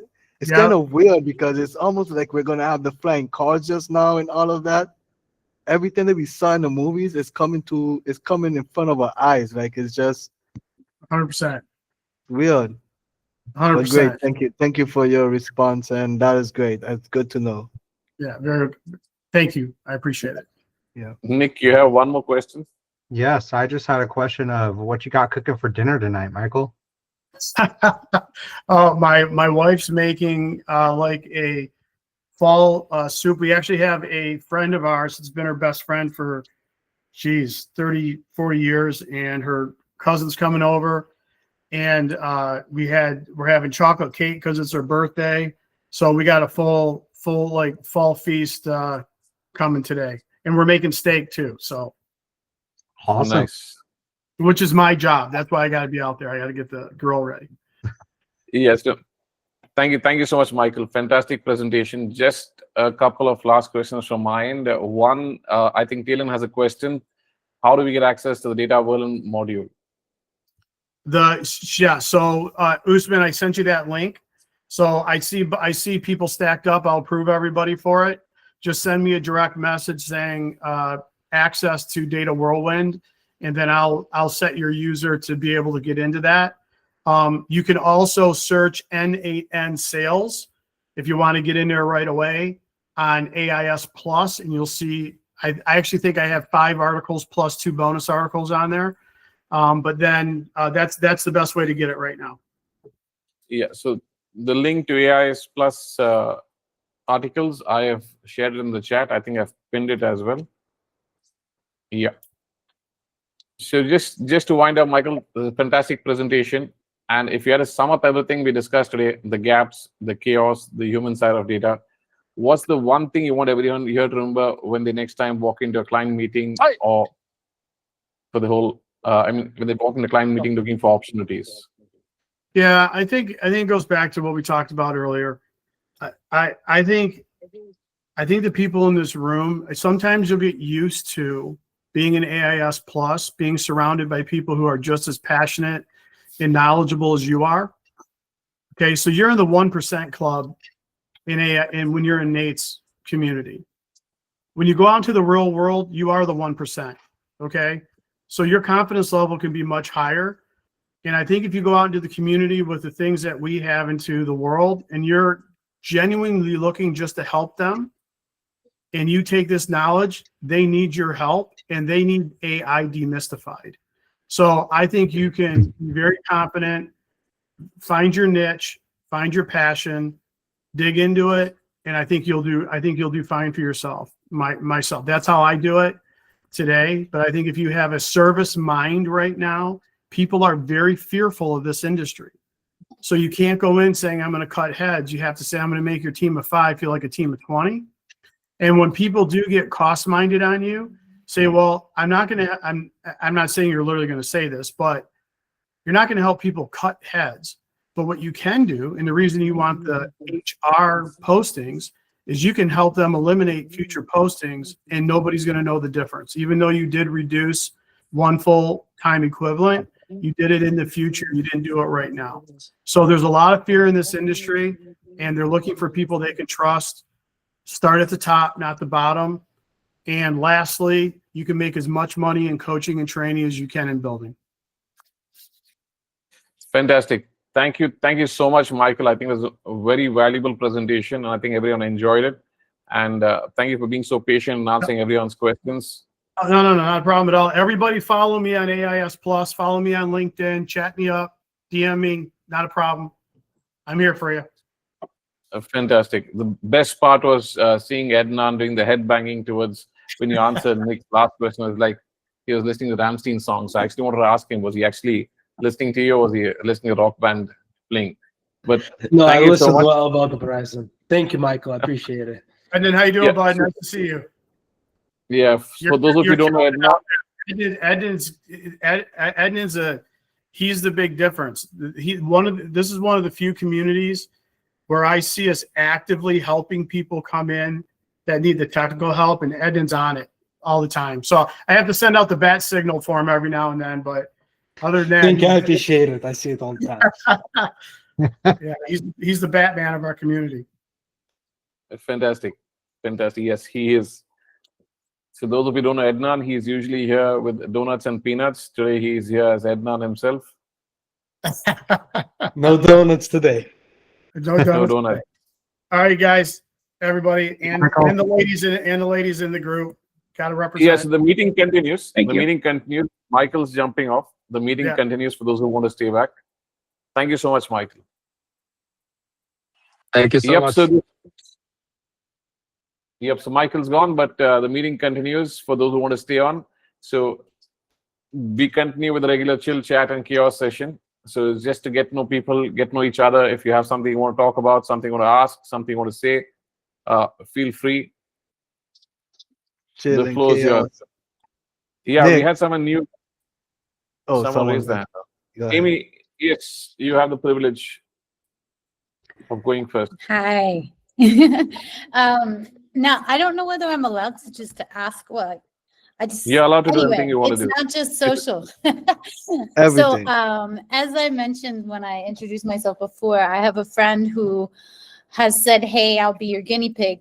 And so I was putting together I really like the consulting side of things. So that's why I was excited to hear Michael talk about you can always find somebody else who could do the technical part of it.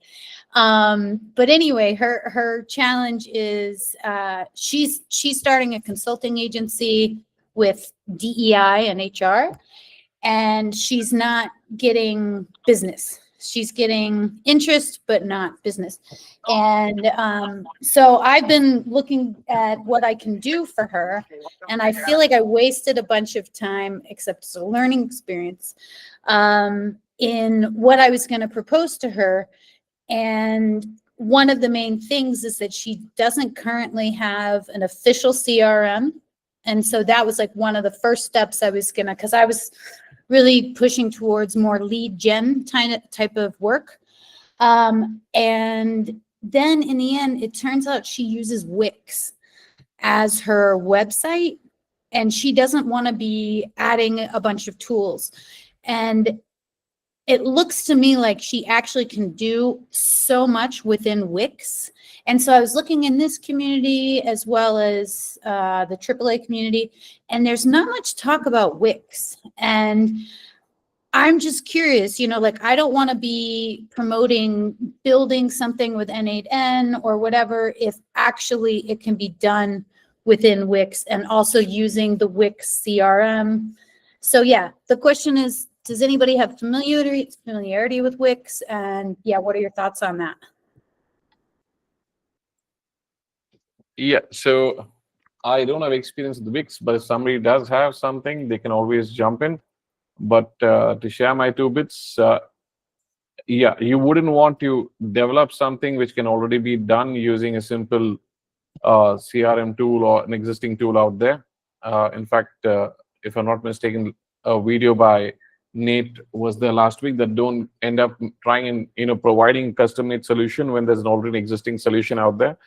Yeah, so it would be ideally if you already have a solution out there, then provide that to the client. The idea is not to just build something and shove a solution to the client. The idea would be to consult and provide the best possible solution to the client, which is available. If it's not available, then you build something custom for them if there is a need for it. I would say that.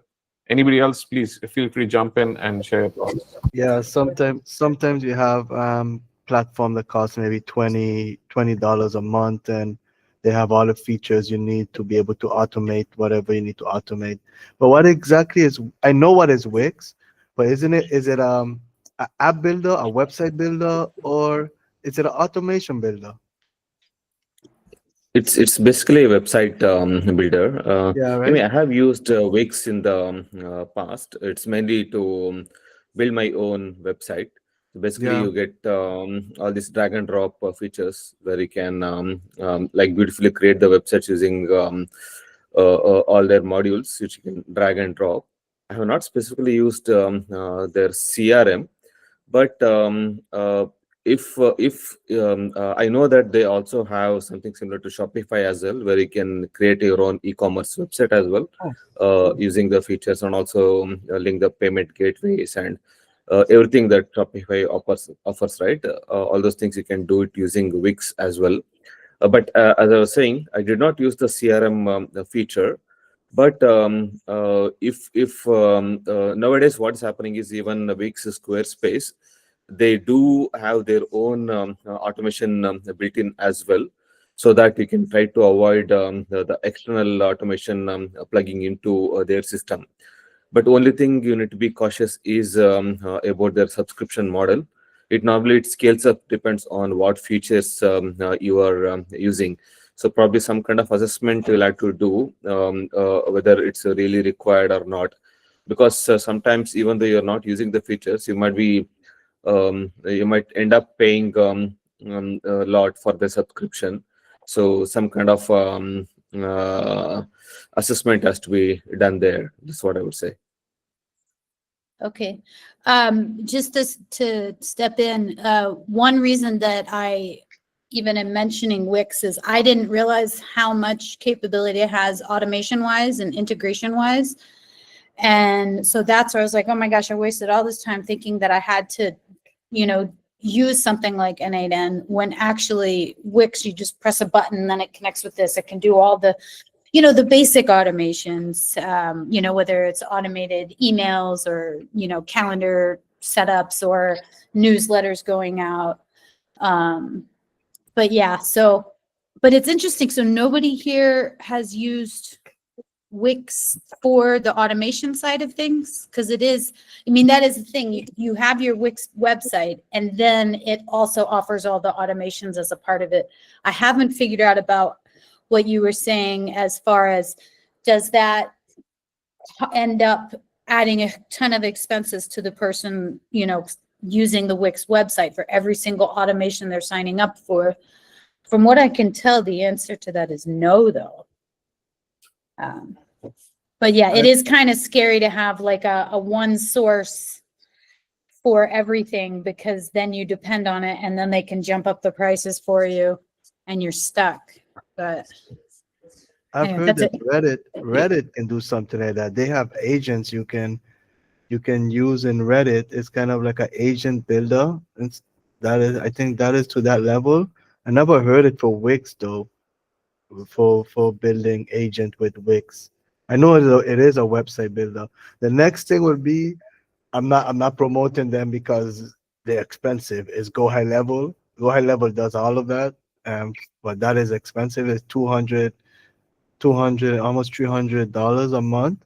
But they have everything, and the learning curve is extremely high.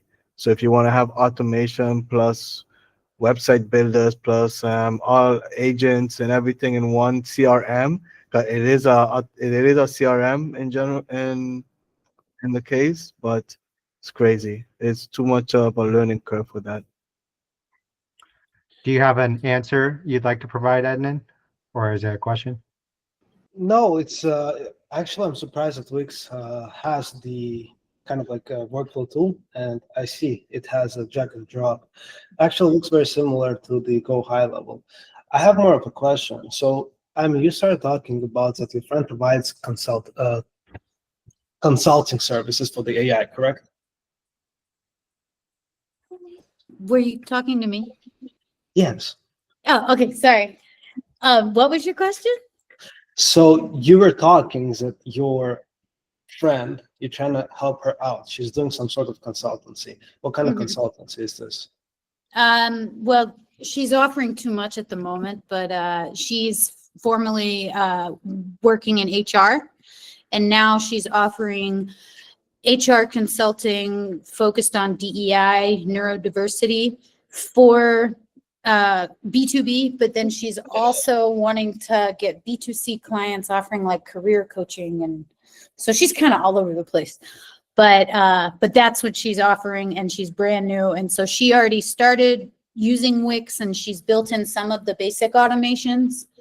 And again, so I was like, okay, well, what can I do? Because the lead gen, that does require kind of going outside, because what I was thinking of was enriching the data with LLM research, specifically if these companies have any DEI initiatives, because that's the type of consulting she wants to offer. And yeah, but then she also wants help with other automations as well. That's the good thing. I can practice with her. But then I was like, geez, it looks like I can just literally do everything on Wix for her. So basically, just a question. I'm just trying to educate myself, since it's something new that I haven't heard about. So am I understanding you correctly? With automation, you're trying to scrape a bunch of potential people that can be her ICP and then send out some sort of outreach to them. Well, actually, what I want to work with is her inbound leads that she's already got, or just people who are following her on LinkedIn. And so rather than, because I don't want her to be stuck doing a bunch of cold calling to people who don't even know anything about her. So basically working with the network that she's got and finding out which of those people are worth reaching out to. And that's where the enrichment comes into. And it looks like I'm really trying to avoid her having to sign up for something like Apollo. Just because it's like $50 a month. But yeah, but I was also thinking that once I get that data, I'd have to go out into HubSpot to put it all there. But anyway, yeah, it's interesting though that nobody really knows anything about Wix. No, unfortunately, I can provide help with Wix. Maybe if you post a question in a thread specific, I will research in the meantime, and we'll be able to help you out. Yeah, so you can tag me on that. I'll tag Chirag, who's into web development. So Chirag was one of the active members on AIS Plus, but he's been focusing on his projects and family and other stuff. But he's really good at web development. So Wix, I think, is more on web development, etc. I think N8N is more customized and more focused on automation solutions. And if you are looking for something, I mean, if you're looking for tools apart from N8N, so people here have come into this community mainly for N8N, and they would come from different domains where N8N is the common common factor in the Venn diagram. So you would have people from a lot of domains, but the common thing is N8N. So yeah, but if you make a post, we're only 20 of us here, so if you make a post, maybe somebody will definitely respond.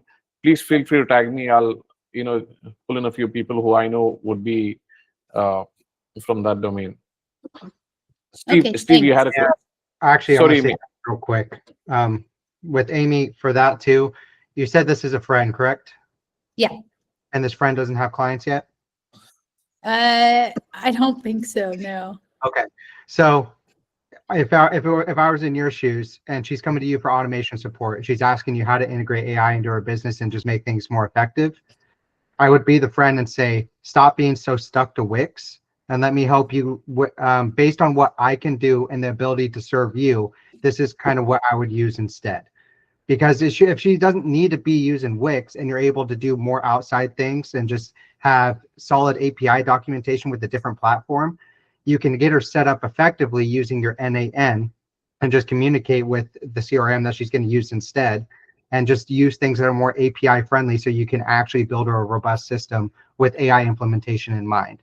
Instead of making it adapt to what she's not even using because she doesn't even have clients yet, just try to steer her in the right direction of, hey, maybe we should look into doing this. This is why I think we should go ahead and use this tech setup for you as well. Uh-huh. That's just Well, my it's little funny input. because I did the opposite. I went in the opposite direction because I started, going gung-ho with, okay, this is what we should do with N8N. And then she's like, okay, well, I'm using Wix. And so again, I was coming up with all these solutions that required going out of Wix. And then I found out, actually, do I really need to be proposing this? Because why should I make her go outside if it can all happen in there? And then for the minor, more complex things, that's where we could do the API with the N8N integration. And one thing But again, she's a one-man business right now, just growing. So that's the other thing. The question is scaling, and I don't want to be proposing solutions for her future self if she doesn't even have income yet, if that makes sense. Like, is she going to be successful with her agency? Who knows? Yeah. And in terms of the scaling aspect, if you did build it in N8N, you're more so relying on N8N for the automation. If she chooses to switch platforms later, you don't lose all the automations because you decided to build in-house on Wix. If that's kind of why I'm against building in-house on these automation or on these just like platforms that have automation, I'd rather stick to N8N because then you can change out the platforms you want to use later. Maybe Wix comes out with an update like people were saying where you have to pay more just to use the automation stuff because there's some breakthrough with automation for building and they integrate it in their website. Now it's an upcharge. So instead of using N8N, now it's like you can build workflows with common language and it's an upcharge for you to use it. It's just in terms of thinking logistically of everything, it's better just to have automation and N8N. Then you can change your platforms easily and you're not stuck to their platforms. Okay. That's just my opinion. You're going to get multiple. No, it's definitely a very valuable perspective. So very good. Yeah, I think I agree with Nick N8N there. is very cheap. It's very cheap when you use N8N. As we know how to use it, it's sense for that. Thank you, Amy. I think Steve, you had something to say or ask. Yes, sir. You know what? I think I might have answered my question while I went and was doing some research. I like what you guys were talking about what Michael was saying about the education, and that's kind of in that consulting ballpark, right? And this weekend, I was looking to slow down a little bit to identify some information where I can kind of put together an outline to be able to do some kind of an audit, right? And my interest is AI voice. I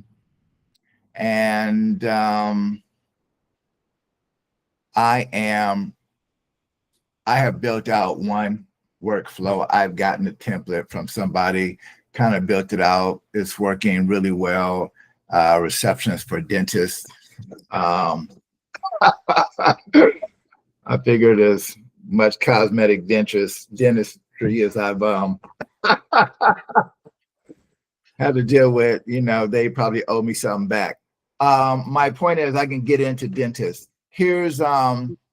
But my question is, in AIS, there is client builds, and that's probably the best place, right, to identify working with clients. I'm looking at it right now from putting together a discovery call, moving in that direction. Is there anything else I should be looking for? Does anybody know? Sorry, Steve, I didn't get you exactly. You wanted to know, you were saying something about client. So I guess to be more clear, I'm looking to be able to move into the consulting phase as I'm building my knowledge. That's the direction I'm headed, right? That's what I'm learning to become. But right now I'm looking to, kind of put together an AI audit where I can go into and lead with a consulting type of come in looking like a consultant as opposed to somebody trying to sell a product. Does that make sense? Yes. Okay. I have a question. So you want to talk to the dentist, correct? And offer consulting services to them. Yes, sir. Do you know, like, if you had to rate yourself tech-wise, like, how technical are you? Well, when you say how technical, I'm not, but I have built a N8N and retail agent that is that can take obviously the incoming calls, schedule the appointment, cancel appointments, reschedule appointments, send out the confirmation and reminder on the calendar, end of call report. So I built that out. It's working well. So I have something to go with. That's where I'm at. Yeah. So just to like give you some tips and additions. When you go to the dentist, I think a dentist count for that. Let me just check real quick. So while you're doing that, if you decide to ever consult dentist, my thing would be for you is not knowing exactly the AI tools, but knowing HIPAA compliance and knowing how to talk about it.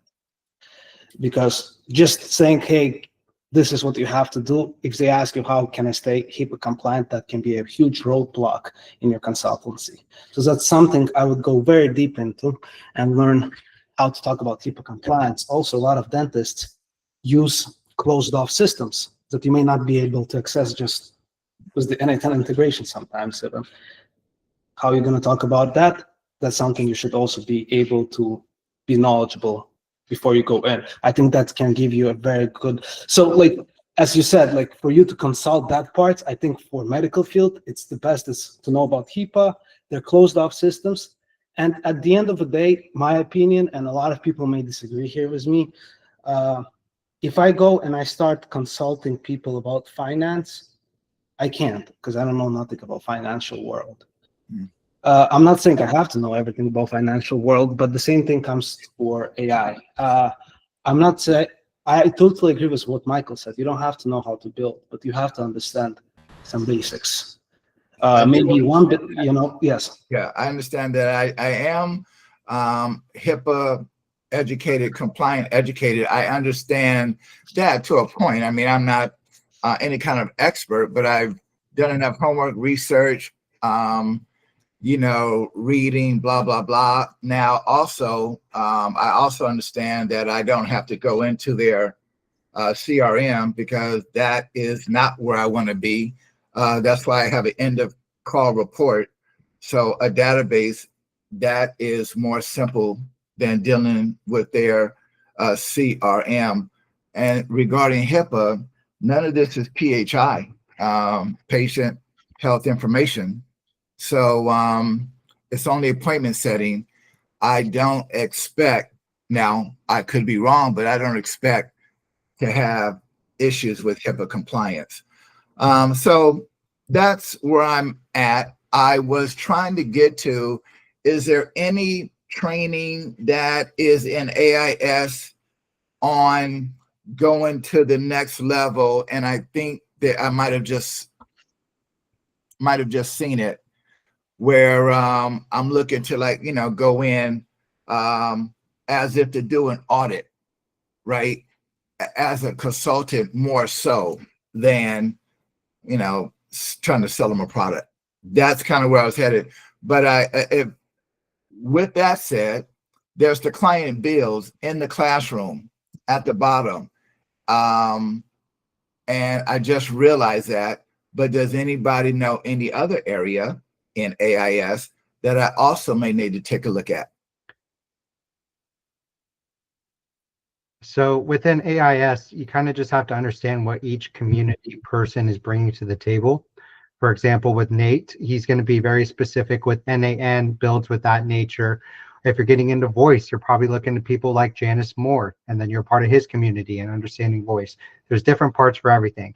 For example, Michael's community.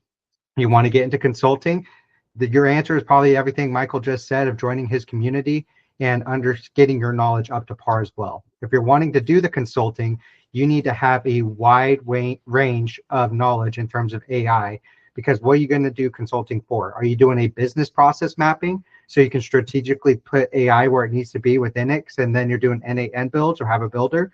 But you said you want to do voice. So if you're doing consulting for voice, are you only doing the consulting on what you're doing for analyzation on the voice calls and everything? You have to identify what you mean by doing the consulting, because if you're talking about doing consulting for a business, you need a lot of AI knowledge, and there's going to be a lot of information you need to start learning. But if you're sticking with the voice and consulting with voice, then you need to have the business acumen to talk about the different aspects of the voice. Whether if you're doing the rescheduling, if you have to go ahead and store all this database. If you do get into dentists, I'm sure there's going to be instances, for my knowledge is you would have to do HIPAA compliance, I thought, with the voice agents of dentists, because you can have clients starting to talk about medical information on the call. Hey, I'm coming in to get a root canal done. I'm just trying to make an appointment. I think that's when you're getting into the territory with the HIPAA aspects, because now you're talking about a medical procedure that a person needs to get done. And if you're doing that with HIPAA compliance, you're not going to store any transcripts. That's the whole point of the HIPAA compliancy stuff. So if you were to connect to their CRM, now you're putting that information into something that's HIPAA compliant, but you're not going to be able to do anything with that information except make an appointment. So it's like you just got to understand the wide range of knowledge of what you're going to look into. You've identified your niche with dentists. Look into the HIPAA of when you meet that threshold so you can accurately ease the company's mind that they're staying HIPAA compliant. What are you doing for audits on your HIPAA compliancy? And just overall have extreme literacy within the voice. Hopefully that helped a little bit, just kind of like pushing around with thought processes and all. Yes, sir, it does. Hey, you guys. So I think, when Tessie mentioned you could be a generalist as well, an overall generalist on the whole AI consulting stuff. So one thing what I like what Michael did is he would go and do discovery calls, sit with the team, understand, find the requirements, understand the pain points, and then give solutions. So it's not necessarily that you have to specialize in something. You can also, if you take the time and effort to understand somebody's business and the pains they have, you can always find solutions as well. Sukhman, you had a question. Sukhman, you want to say something? Yeah, please feel free. Yeah, hi everyone. I'm new to this group, just joined yesterday. Just a quick background. I'm a software engineer for last 17, 18 years. Started interest in AI, building a AI agency. One of my friends, he has like a business in 7 locations and gets a lot of data in his CRM. And he wants me to actually, I wanted to help him so that I can try out this whole N8N with this use case. So I'm building all the things that he wants me to build, just because he wants to visualize his business at one place. So Sukan, what kind of a business is it, Sukan? so he has a mechanic garage, like a car mechanic. So he gets data on different aspects, like how much sale he made for the items, and there's a lot of sheets from his CRM he can export, and Understood. he provided it to me. So I asked him to share it with on the Google Drive. So I built a workflow where the trigger is, it basically keeps an eye on that folder. As soon as he posts any new sheets, my workflow kicks in. And the first part is it reads all the data, clean it, because the data that is coming from CRM, it has like 15 different sheets for one location. So I'm generalizing it as per his needs, what he wants to see. So that is working fine. The data cleaning part and everything is working. The main concern in my question, I have a couple of questions. One is data visualization. So I can see there are different tools available for presenting that data, like Looker Studio and Power BI, and there are many. So has anyone used any particular tool and any recommendation on that side? Because when I see Looker Studio, there's no integration with the N8N for that. Yeah, so Metabase has some integration with N8N. Sukan, what would you want to automate using Looker Studio? I mean, with data visualization. So just a visualization part, once the data is clean, so presenting it to the client, to that person. The best way. So the best way I would do it is, I run an automobile dealership with 6 locations based in India. So what I would do is, I would take the data into Google Sheets or a Postgres database. I would automate the cleaning and stuff and arrange the data using N8N for the data coming into the Google Sheets. And I always have the Google Sheet linked to my Looker Studio for the data visualization. So you don't need to automate the part, because your reports and visualization now to change for every time you run the automation. You only need the data updated. So the data update can happen with your N8N workflows and the integration of the Postgres database or a Google Sheets or a BigQuery data behind, if the data is large. And the studio works fine. Looker Studio works fine. Right. And so my current flow is this data that comes raw. I clean it using N8N and put it back into a sheet. And then Looker Studio is connected to that sheet, and it basically updates the graphs and charts and stuff. So is there any better way or better visualization? Because Looker Studio is very like it is good, but not fancy, and also it does not connect directly with N8N. There's no need, but is this workflow correct? This is how we should go about, or there is a better way so that everything is at one place in N8N and has better visualization? That's what I'm doing, but I'm actually open to hearing what other people have ideas as well. It'll help me also improve. So okay, anybody yes. have good ideas?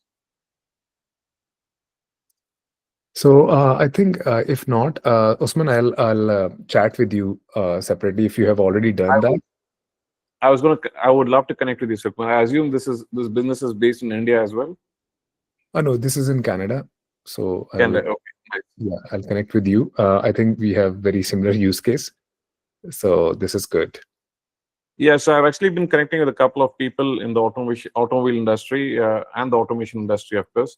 So in fact, a gentleman in Canada also, in fact, I'll be connecting with him in the next couple of days. in the automobile industry to automate some stuff what you're talking about. But we can definitely connect, and I think we have. I'm already doing this. I'm not automating Google Sheet too much right now. It's right now a lot of manual entries, but I've been meaning to automate the Google Sheets as well. But the Looker Studio part, yeah, it works pretty much fine and efficient for me to analyze my data as and when I see it. Okay, okay, great. Because the person wants a very granular level view of his business. The CRM gives some of the reports and some of the data visualization, but it does not give to that granular level that he wants. So Let's meet up sometime next week, go into detail and see how we can work out. Maybe if the CRM supports API integration, we can also get the data out through API rather than manual exports, etc., etc. Right. Yeah, there are some PII concerns, I think, the personal information stuff. But yeah, so I didn't want to get into that because I haven't registered my agency and stuff. So I thought let's have an NDA signed that you will give me data without PII, and I will work on that. So that way. One more thing I wanted to ask is this N8N platform. Are you all using it like self-hosted or the paid membership, and what works best? Because I just started using it, and I'm for quick run. I didn't do any self-hosting, just paying for that. Yeah. So Sukman, I think this question has been asked and answered across the community, so I'll answer it quickly on behalf of everyone. If somebody else wants to contribute, please do. But the best way is if you're comfortable self-hosting it, self-hosting is the best way to go. If you're going to if you're not very comfortable a little technically, which I assume you are from a software background, you should not find it too difficult. Yes. But the easiest way is to cloud host it. Now, if you're doing it for a client, you cannot host the instance for the client. So you should check out the community in the classroom section where Nate talks about it. You cannot host it for the client, but you can definitely consult it for them. You can make workflows, but the actual hosting for the N8N instance has to be done by the client. Or you can charge the client for maintaining it. You can charge the client for consulting and putting your workflows there, but you cannot charge the client for the N8N instance itself. So be careful on that part of it. I see. Okay, makes sense. And is there anyone? Sorry, this last question from my side. So, has anyone done like a client view kind of wrapper around top of N8N or these complete workflow? Because clients don't want to see entire workflow, and they get they are not technical. So, has anyone done a front end on top of their workflows? And so I think many of them have done front ends. In fact, I think you joined the meeting a little late, but even Michael spoke about a front end for his stuff.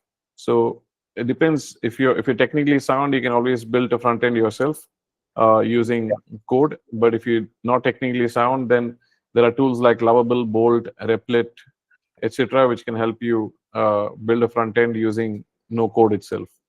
So makes sense. Yeah. So you would use a webhook to send the data to an N8N workflow from the interface and execute and send things back. I've built a few interfaces and workflows in collaboration using that. I'm sure many people also have. Nick wants to say something. You're on mute as usual. No, my mic was broken for a second. What's your experience with using something like Bolt? Have you used it before, or would it be more your first time going into using the no-code UI designer? Yeah, I have done mostly stuff with the coding, Next.js and all that. But I used Lovable once, and it was quick, but it was raw, like with the Supabase as a backend. So yeah, I'll try out Bolt as well. Yeah, would you recommend Bolt over Lovable? Have you used Claude Code? Claude Code, yes. Okay, so given that you talked about the coding aspect, I'm assuming you're decent with coding and use Claude Code, like you said. Is that the case? I'm using Claude Code and Cursor both. Yeah. Good. Then forget the Bolt and everything. Those are for people who don't know how to use Claude Code. Right. So I would go ahead and understand how to build. I mean, if you, yeah, your UI, it's like, dude, you're gonna do great. Cloud Code is the way to go for that, and just start with a PRD. And or if you're doing PRD, respect-driven development, something like that. I could talk very high level on some Cloud Code stuff, but it's just going to come down to explaining what you want for using the UI and NAN, and identifying when you're triggering your webhook, and then also having a respond to webhook at the very end of it, so the data is coming back into your UI. But you just talk with Claude to get a planning mode in what you're looking for, and use Cloud Code. Don't use the other stuff. If you're already experienced with Cloud Code, try to build it with Cloud Code. Awesome. Yeah. Thank I you. just got the next meeting's topic presentation topic for the next meeting, Cloud Code. Yeah. Yes, please. I just got my Cloud Code a couple of days now too, so I'm using it for the reason. And so we'll ask Sukhman and Nick to make a presentation for us and teach us how to use Cloud Code. Oh, I am not good at Cloud Code, to be honest. I know Scott is, but yeah, I'm not good at Cloud Code. I did a lot of research on how to use it. Using spec-driven development is like a way that people were doing it. I'm trying to build the correct foundation for a newcomer who doesn't know how to code to go ahead and be using Cloud Code effectively and utilizing the sub-agents how they're supposed to without screwing up your context. So there's a lot to consider. I don't know. Now you either present it or get someone to present it, Nick. You and Sukhman on the line for this. Yeah. Thank you so much, Sukhman. George, you had something to share. You're on mute, George. Yep. Yeah, thank you. I started to learn how to build voice agents a few days ago, and I haven't built any yet. So my question for you who have tackled these niche is, which agents would you recommend? Which voice providers, and why? I'm interested in building more of a personal assistant who can help me reply to emails and do this using voice, schedule meetings and stuff like that. Thank you. What's your familiarity with NAN? I joined this community about a month ago, and I've been learning quite a bit. I'm confident I can build something because I've also coded in the past. Okay. And what's the niche? Do you have a niche you're kind of trying to tackle with these voice agents? You said you want to do a personal assistant. Is it for a certain kind of industry? What's kind of going on there? Well, I want to build one for myself and see if it's a good fit for a product, because I'm pretty sure I'll have trouble with latency.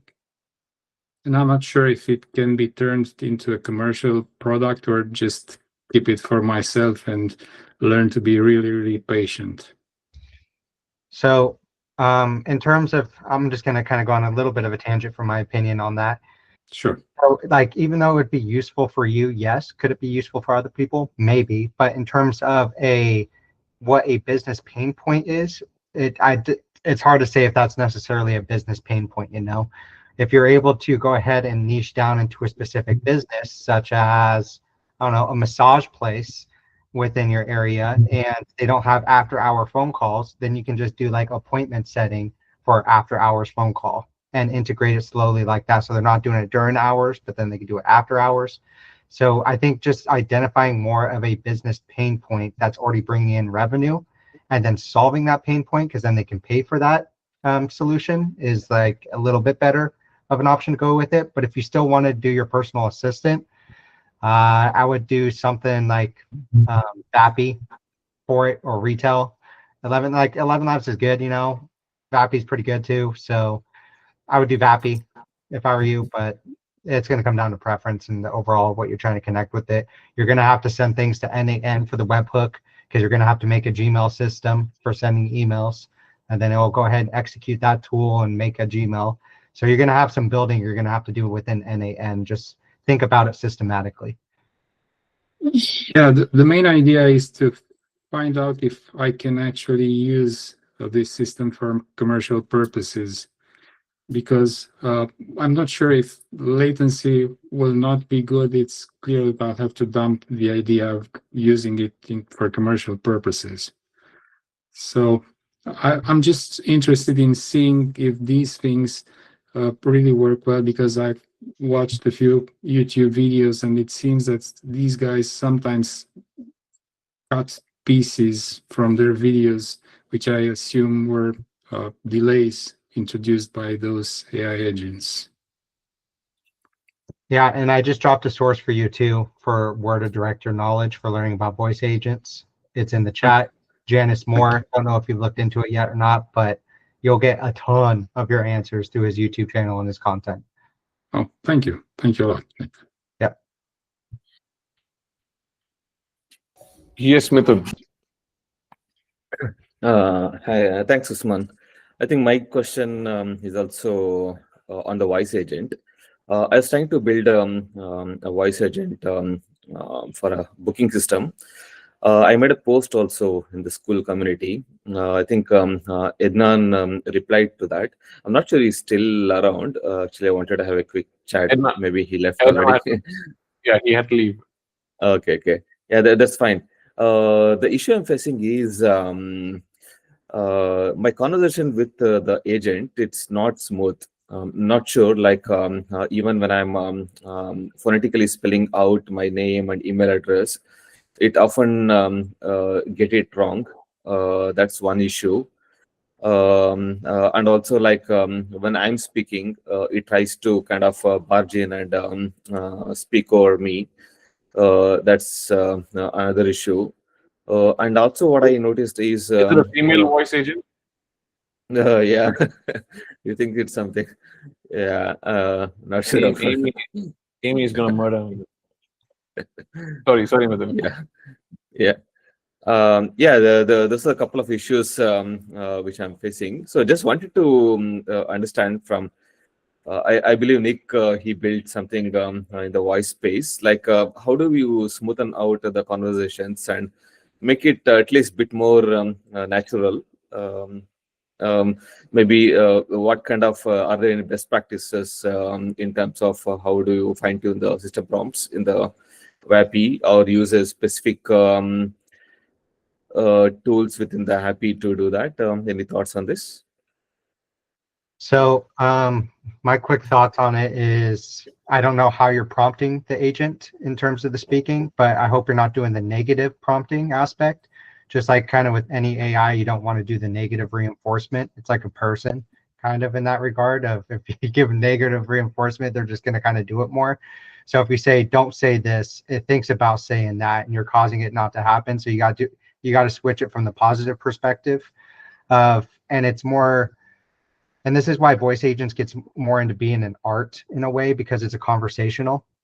So being positive in how you prompt the voice into how to have pauses and how to act a certain way when things arise, and you're more giving it a personality. I found that to be very effective. And kind of lost my train of thought there. Sorry, I left off on the personality. I lost the rest of my train of thought. My apologies. Happens for me from time to time. Problem. No problem at all. Yeah. But do you normally always ask caller to spell out things phonetically, or it's not required, or you have it as a like additional backup option so that they get it right? Yeah, so I haven't done anything for the spelling out of, like, if you wanted to get their email. I kind of just haven't tackled that part because of the same issues of the spelling it out, and then you have accents and things like that as well, which can make it difficult. And the phonetics can be said a little bit differently, and you can try to add a dictionary into it as well. I've heard there's success with that, but I just stay away from the spelling. I don't need it. I already have their phone number. I pulled the phone number and I can add that into a database. And then if I want to gather more information from them later, I can go ahead and just like you could send a text message for them to fill out a form to get further information. That would be quicker because you already have the number. So no one wants to sit there and spell it out for me. That kind of ruins the flow of a conversation. So Right. I send a form for them to send, since I already have their phone number. Hey, fill this out real quick. We're looking to get your email to do XYZ. You'll get a text after this phone call to do so. Then it's just like another client touch point. Then they have a communication aspect to have with it too for replying to that. All right, yeah. Thanks, Nick. Just one last question from me on the same topic. I see that these voice agents are pretty expensive. It's like for a 2-minute conversation, it costs like 50 cents, something like that. So if you have to commercialize these kind of offerings, like how do you see this, like it's being so expensive, and does it really bring in ROI to the Mithun, businesses? I would like to jump in here and answer that. So here, if you're just looking at the call part of it, the call sounds expensive, but then you have to look in the picture that you're replacing a whole person over there. So if I would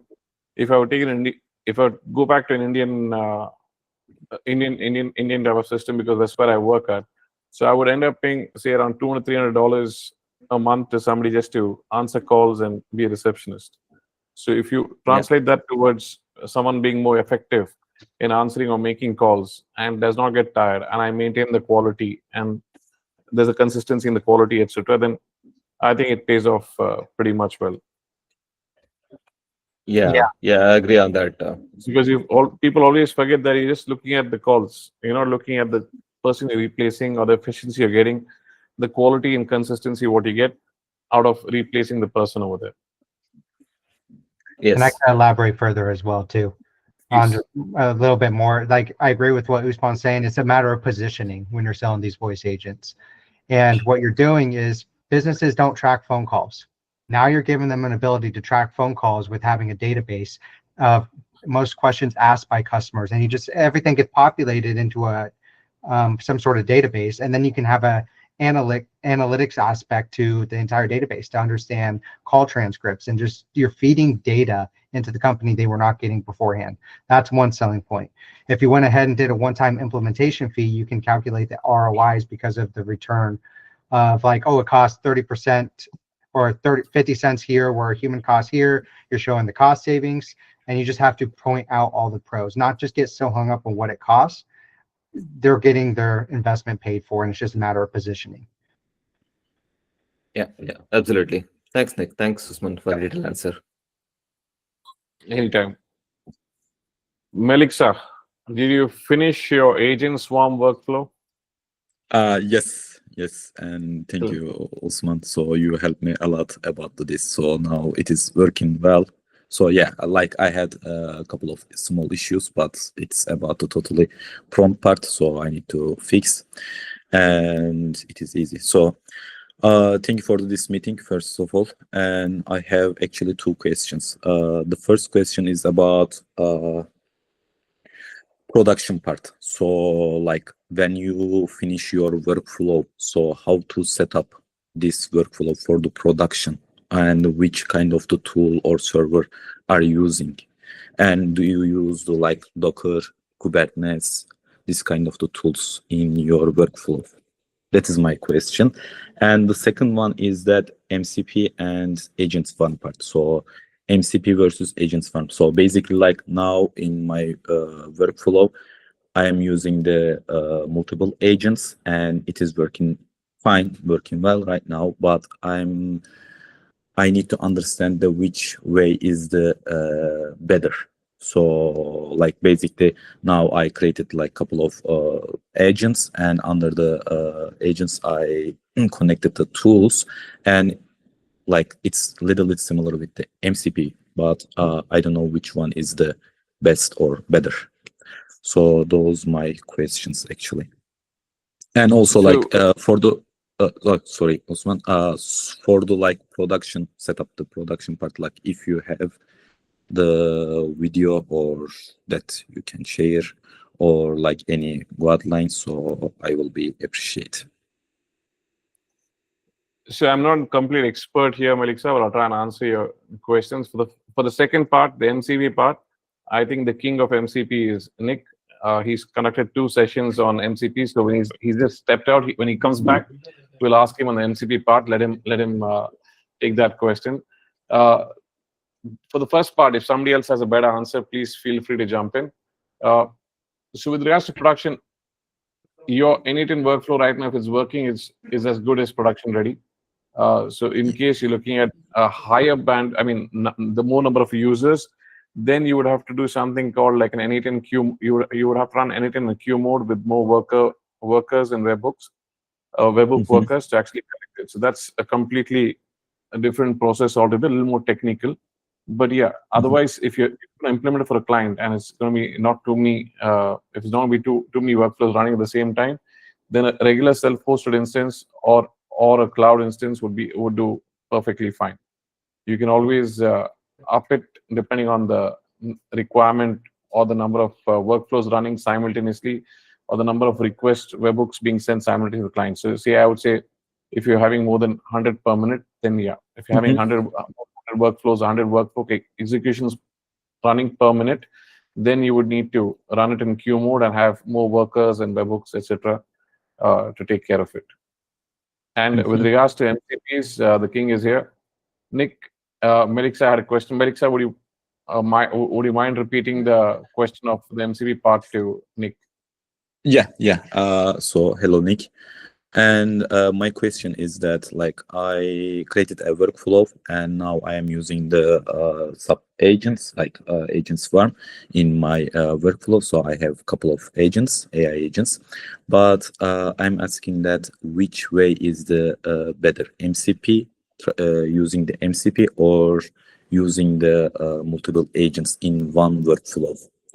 So basically I have one main AI agent, AI, and under this, so I have a sub agent, AI agent, then I connected the tools.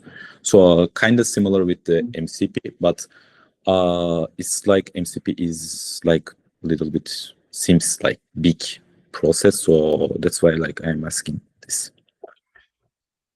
Yeah, so to preface, I don't do a ton with big agent workflows where you have one main agent and then it goes to sub agents and things like that.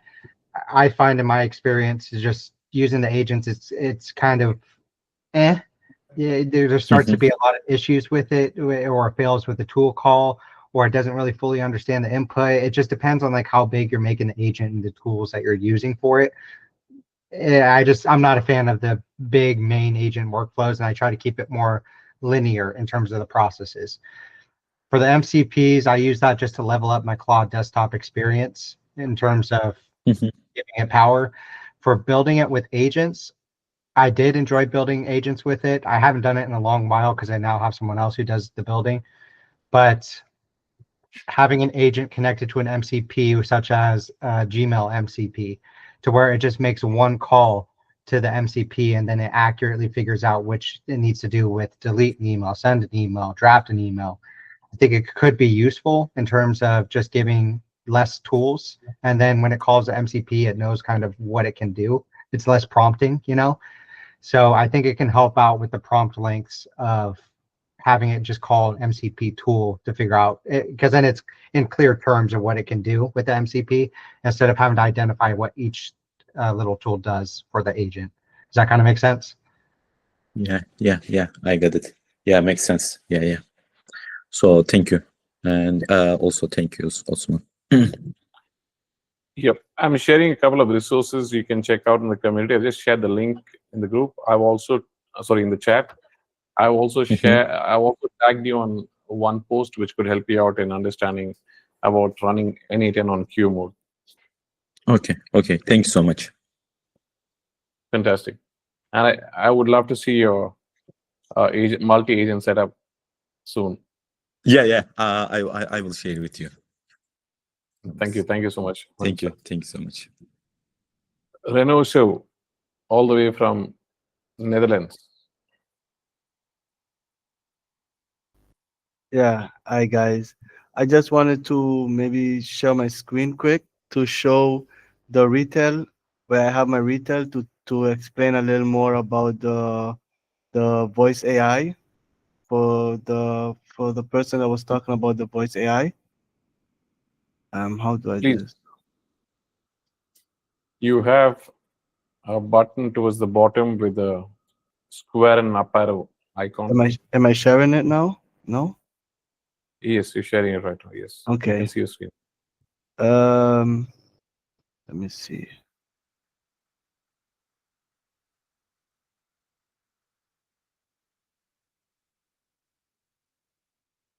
I don't know if I got back onto it.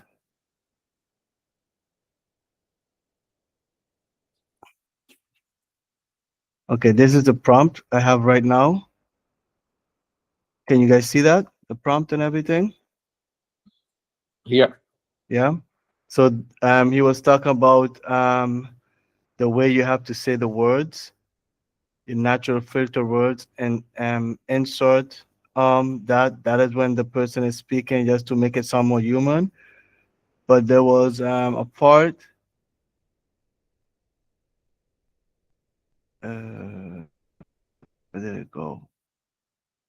With spelling out the words.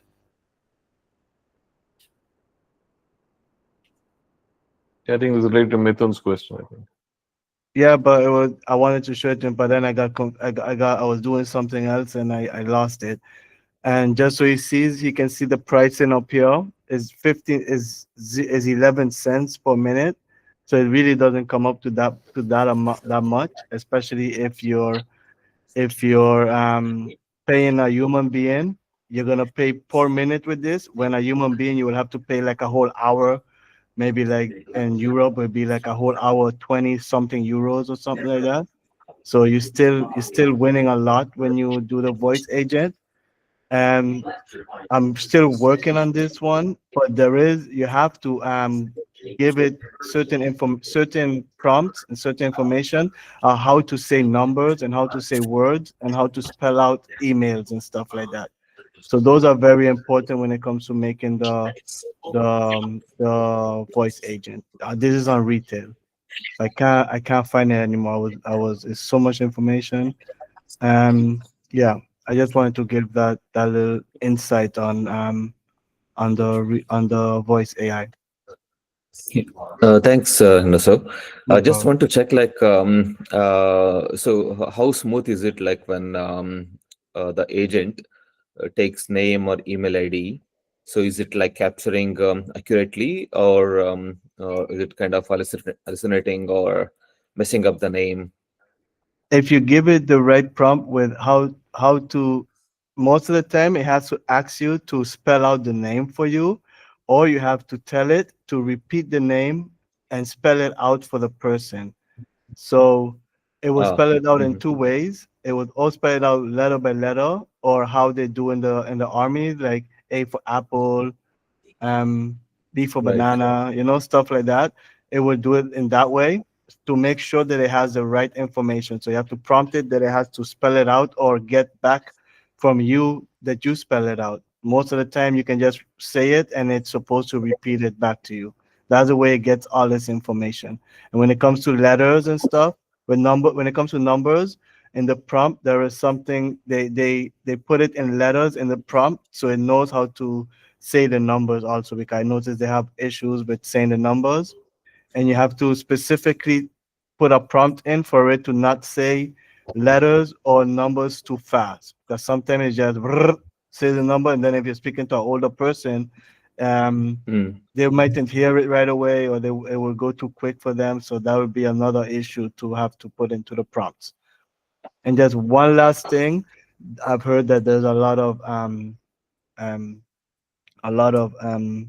hacking when it comes to the voice agent. So there is certain you have to look into that. There is certain securities you have to put in it, because some people call them and it runs out your bill. And if you have your credit card on it, you should maybe have a limit on your credit card that it doesn't go over, or have certain thing that blocks those inside of the prompt.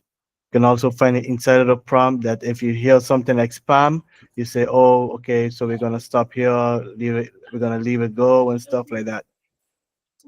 You can also have That's a call. great tip. Sorry, Nick. No, you're good. I was just saying there's call limits as well, feeding Yeah. off to you said too. So if it's a 4-minute conversation, 5-minute conversation, it can cut off right there. Yeah, exactly. You have the 10-minute conversation that it cuts off.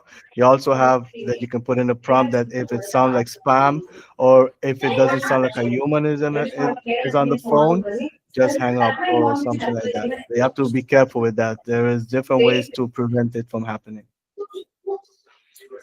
Yeah, thanks, Ransa.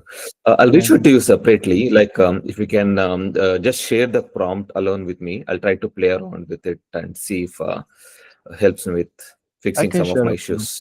This prompt is not perfect yet. It's actually I'm just trying to fix it with Claude MCP, which Nick convinced me to get my Claude MCP. So this is my first day trying to get it like back and forward. So there's like the second or third try because it keeps messing up the end part because it needs to have a part that it does the configuration in the prompt for the end, how the end is gonna get its information, and it keeps messing up that part. But the prompt itself is very good. It's making.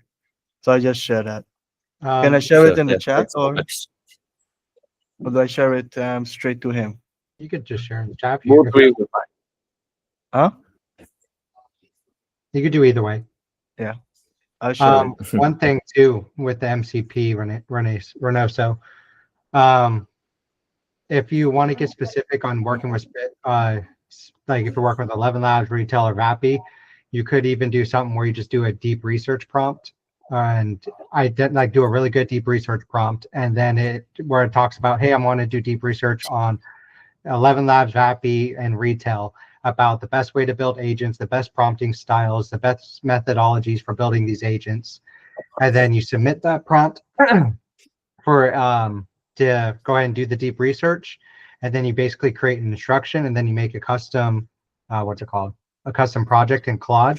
And then you have those conversations when you're doing the prompt building sessions inside of that custom project, because then it helps make you have way better outputs instead of having to feed it context every time. You're negating the window of having to feed context on the best prompting strategies for voice agents. Oh, great.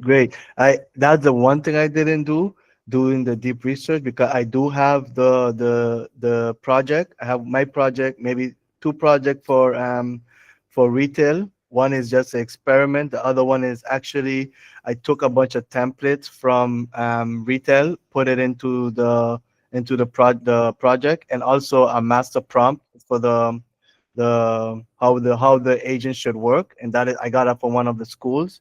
So it's a master prompt for how it should work, and also those extra files and extra examples of what it should do. But that one with the deep research and then putting that whole deep research inside of it, I'm gonna do that one next. Yeah. Yeah, so when you do the deep research, this is where you start to learn how to be a more effective learner. No one's going to have the best answer. It's basically an 80-20 for your learning. How do I take what's already out there and make it 10 times better?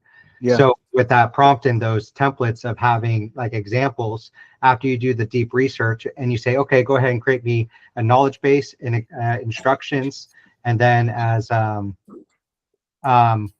increase all those. Then you take the instructions of the old one you're using, as well as the old knowledge base, you insert it into it and ask it to see if it should insert it anywhere on top of what it already created for you. And then you're creating basically a better version of what you already have. Oh, great. Just refine it. Yes. Always refine it, because what they put out there for these communities is not always a standard, and you can improve it. You just have to know how to improve it. Yeah, they always say also in the teachings that you get the 80%, but you have to refine the other 20. So you have to, with the best scenarios, you have to check through it, look through it, and then fix the parts that the AI wouldn't be able to fix for you. So it's all, yeah, that's perfect. Thank you though. Yeah. Fantastic.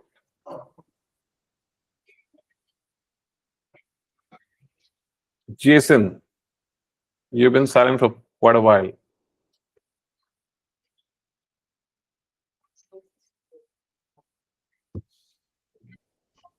Jason's gone. Yes. Okay, the floor is free. So if anyone wants to discuss something, ask something, say something, share something, go ahead. I have a question, Usman, general question to everyone. Again, coming back to the marketing and the sales question. I know like we are all deep into building stuff using Innit and vibe coding and things like that. But coming to the business part, like the what approaches is like everyone is taking to find the clients. Are we depending more on kind of warm reach outs, or anyone trying out cold emails or cold calling, or even LinkedIn messaging, Sales Navigator? Like just trying to understand what's everyone trying to get clients. Yeah, anyone wants to have a go. So basically what I do is I'm not aggressively trying to get clients. I'm working with one, people are reaching out to me because I've built a kind of a reputation of being an automation specialist of sorts. Two, I'm working with people around my industry right now. So so for those of you who don't know, I'm an automobile dealer in India. So I run a couple of dealerships into automobiles. One is of a Honda two-wheelers, that is motorcycles and scooters for the Honda brand, as well as another electric three-wheeler. So three-wheelers are like your tuk-tuks of Thailand. So it's a tuk-tuk on three wheels, which are commercial vehicles for passenger as well as for cargo. That's only on electric. So I've built automations around my businesses, which help me automate a lot of stuff in my businesses, like Google reviews management, reputation management, uh, customer delight, customer outreach using WhatsApp and other stuff, as well as documentation management. And I'm also working on automating stuff around my CRM systems for my business. So I'm building a basket of options around this, and which I've built, and I'm already working with a few clients in this industry and trying to provide solutions to them. So that's how I'm right now going about it. But yeah, cold outreach, uh, using Upwork, Bark, these are some of the things which work for others as well. So that's my 2 bits on it. If anybody else has thoughts on it, please share.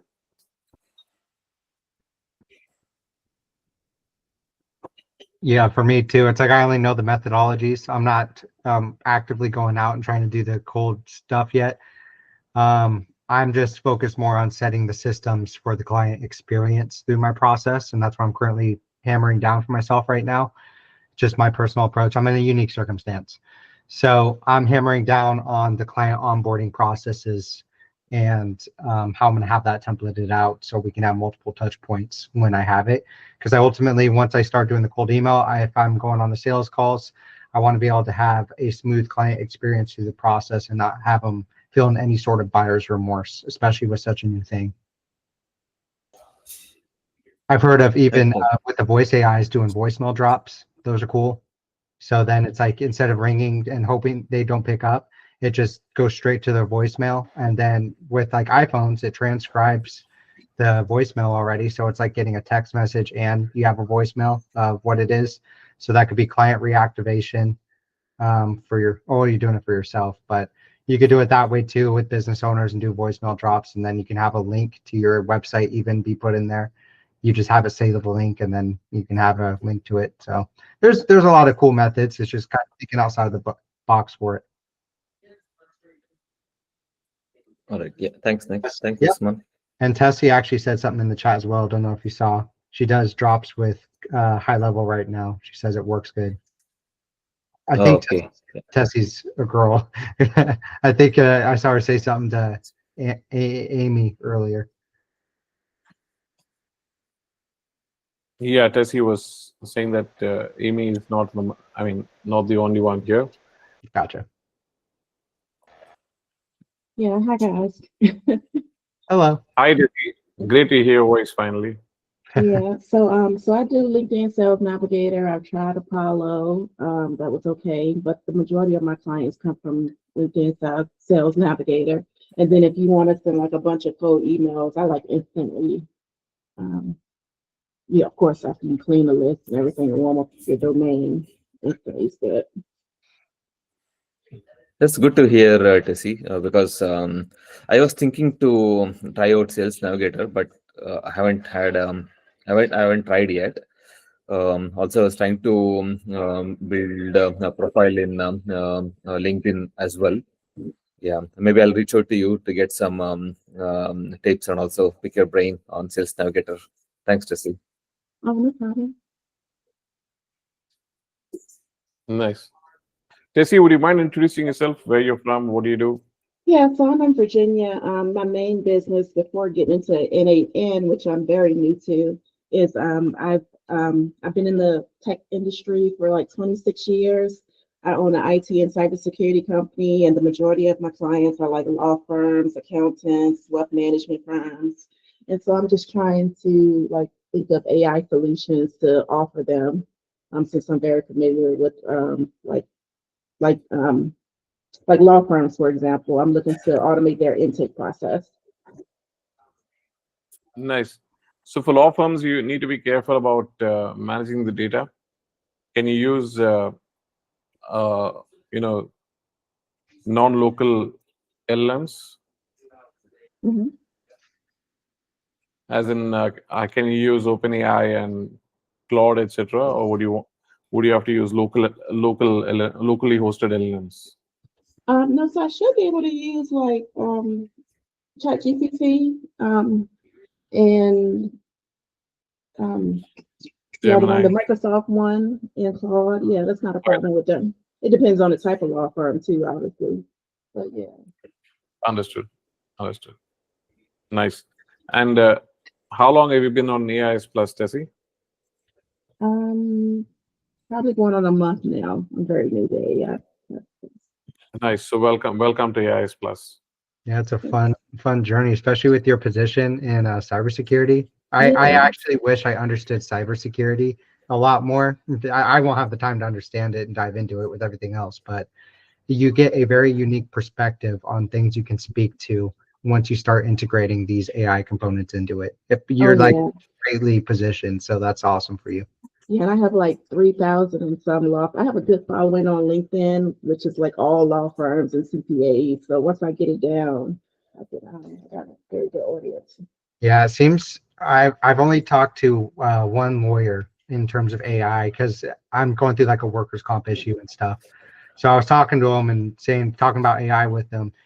Those people just get very anti-AI and they just say, AI is not there yet. You're not going to be able to do anything. You can't do anything productive for me with AI. And I'm like, dude, you have no idea what you're talking about. It's like, that's like me coming and trying to tell you about law when they're telling you about the AI. So it just seems like a very difficult personality that could be worked with sometimes with the ones that like adoption. So, but they're hiring like intake coordinators every week because they can't keep them. So I feel like AI can do that job.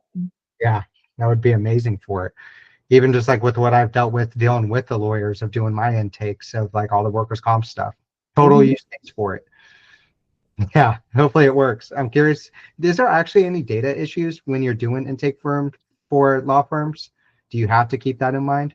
I've been trying to think about that, but the good thing is since I already have law firm clients, I can just book a call. Like I've already reached out to one and just asked her if I could walk through her intake process with her, and to like a consult and tell her what I'm doing and everything, so that she can kind of tell me at what point do they capture that kind of information during the intake process at all. But if so, I guess I could build it out so that human interaction will be required at a certain point.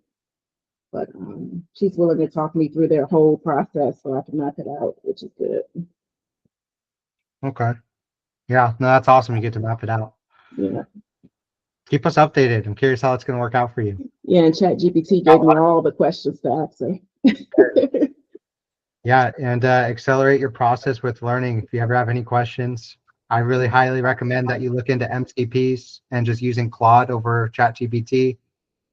I'm screaming it out from the rooftops. Renoso knows it. I was waiting for it. I was like, aren't you bashing on OpenAI yet? Yeah, I was waiting for you to bash on ChatGPT, man. I have the memory now. That's the reason I never used it before, because of the memory.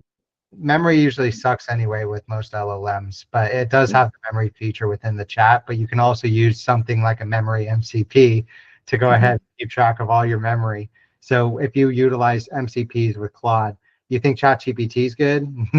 Yeah, you're gonna see like how much better LLMs actually get when you use it correctly. If you do use the LLMs, they say that the comparing to the free version and the paid version, you get a lot more reasoning and stuff with the paid version. So Okay, it I have works the paid. better either way. I have the paid, and I've really trained ChatGPT to talk just like me. Like it knows everything about me now, and it does all my marketing pretty much.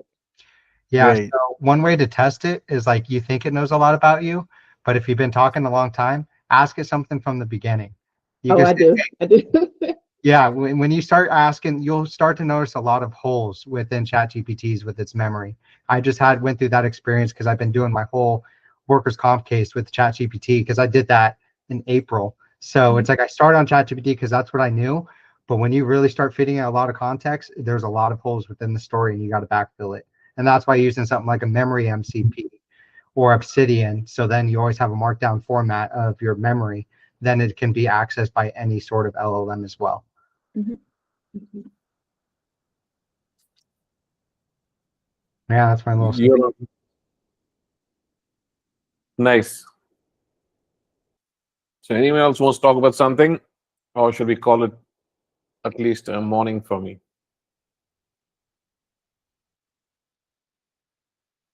Yeah.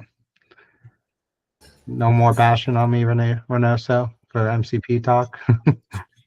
I literally scream it from the rooftops. Seriously, everyone in here should be using them. I know, but it's not bad to Use it man. too now, bro. You're seeing it. You're completely right. I was just like thinking in my head, like after the first word of ChatGPT, I was waiting for it. You didn't say anything. Yeah. Yeah, but ChatGPT, Cloud is good for the MCPs and certain thing coding and stuff. It is way better than ChatGPT. But Even the ChatGPT has its prompt in it. I think the prompt in ChatGPT is pretty good. Yeah, especially when you get into the mega prompting. Yeah, the mega prompting. And most of the time when you have to go into another LLM to prompt for this other LLM, because if you try to prompt instead of the same LLM for itself, for some reason it doesn't work that good. No. So what I've done is, for at least when ChatGPT started creating images, when the GPT-1 model came out, I made a project in ChatGPT. I made a complete document on guidelines for generating images, perspective, camera angle, ambience, everything else, lighting. Got all those guidelines done, made a document, made a set of instructions, and gave it the project, gave the guidelines, the document to it. So today when I say, if I want to create a happy birthday card for somebody, so I just put in happy birthday to my good friend Renoso, who's from Netherlands. So it would pick the Netherlands theme, it would pick the friend part of it, and create a whole prompt based on that. A nice happy birthday card, and it works pretty well. If you guys want, I can just show it to you how it works. Yeah. Yep. 1 second, let me share my screen.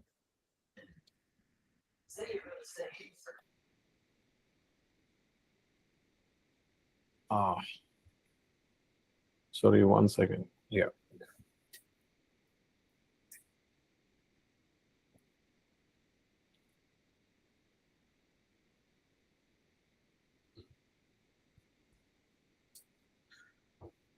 So I have a project called Image Prompt Generator. Can you all see my screen? Yeah. Yeah, so I would say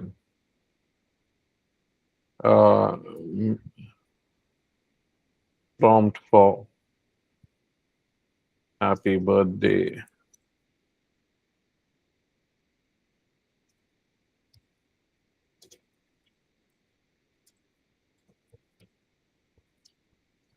Are those all separate?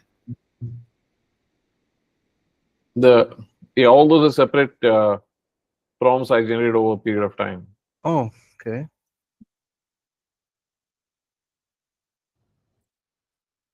So I said prompt for happy birthday card to Nick. Okay, I spelled Nick wrong. who's a close dear friend who is fond of MCP servers and N8N. So it'll go ahead and generate a prompt based on that exactly.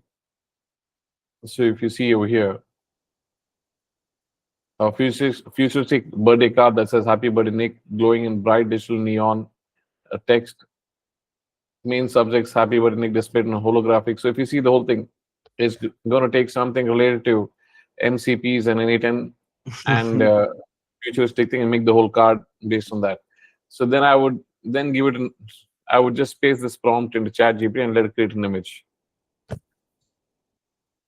So it would take a birthday, blah blah blah, and make something out of it. So while ChatGPT takes its own sweet time, I'll just show you the. I think I'm It not. always takes its time when it comes to image generating. Yeah, it takes its own time. I think I can't show the instructions. You have to log into the ChatGPT web interface for some reason. So I've given this one file over here. I used this. I made this file as well using ChatGPT and a couple of other web sources, and then made this whole guide out of it, and then gave it over here. This is Markdown format, I think. I don't know if I can open that. And I gave it a set of instructions based on what I want. So every time I give something, it should start with generate an image of, and then use the prompting guide as well as I would tell it, use the elements what I spoke about into the So hopefully before my 60th birthday, yeah. Yeah, right. Have you tried ideogram for this? Sorry, Tessie, what is that? Have you tried ideogram for this? Could you type that on the chat? No, I Yeah. haven't tried that out. I do There it you with go. I do it with Perplexity. Happy birthday, Nick. Nice one. I like it though. Yeah, I know Really- that's good resemblance of Nick as well. Except I the like eyes that are one. not all, it's blue. It's a little cute AI there. Ideogram. And what's ideogram good for? Images. Yeah, you can do what he just said. You can basically create an image from a prompt. Okay. It seems like a ChatGPT interface, but it looks nice. Ooh. Yeah, it's always interesting. I wonder what it wrappers, because all these things just wrapper one of the big platforms for image generation typically. Yeah, I think so. So ideogram, just opening that. Sorry, I don't think you Give can see them- my screen. Put the same prompt in it, see what it does. Yeah. Let me do that one second. Let me share my whole screen.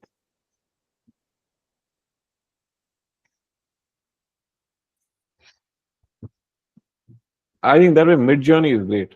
I was just about to say you took it out of my mouth. I heard that Midjourney has you can do a couple of images for free, like each day or something like that. Just like Leonardo, you get some free credits every day.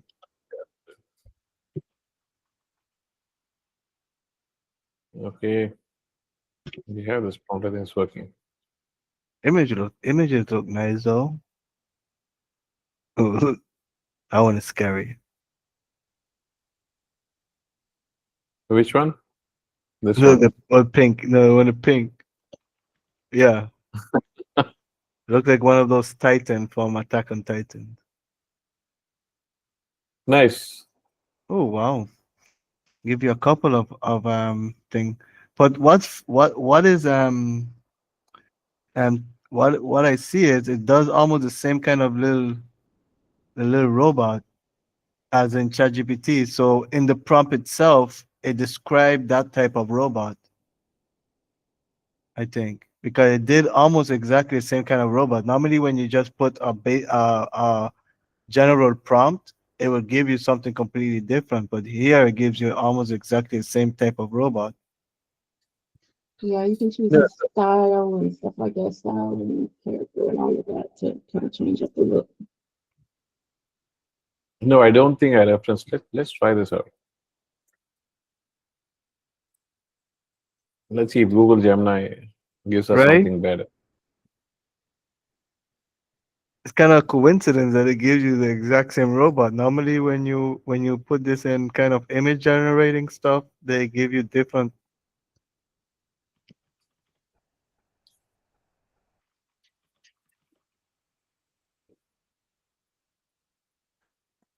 Midjourney, Leonardo. Yeah, Leonardo is there. Midjourney is there. Midjourney does not provide an API, but Leonardo does. There it goes. You have your. Yeah, man. I don't Yeah. see it anywhere in the Right? prompt, but I'm not seeing the prompt anywhere. Little blue character, little blue AI, nothing like that. Nothing there. Oh no, it's there. It's there. Include a small, cute robot mascot offering a digital cupcake with a sparkler on it. Okay, there Yeah, it is. it's there. It's there. If you remove that, it will give you a completely different, like a random kind of AI little character or something. Yeah, it would probably. But it's weird that they all picked almost the same type of little AI with like the round eyes with the.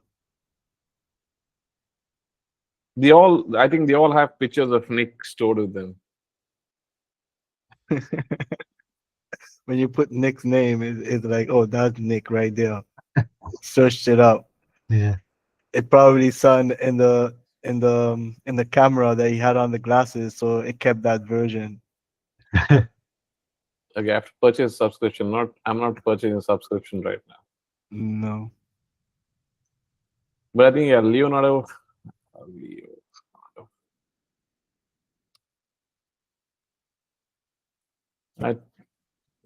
If I remember, I did have a subscription for it at some point of time.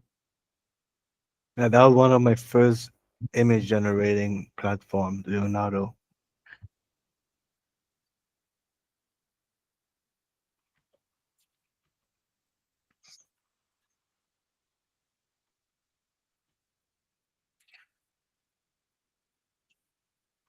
I actually like ChatGPT's image generation.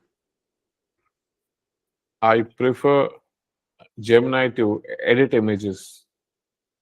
The Nano Banana model is great for editing images and doing stuff.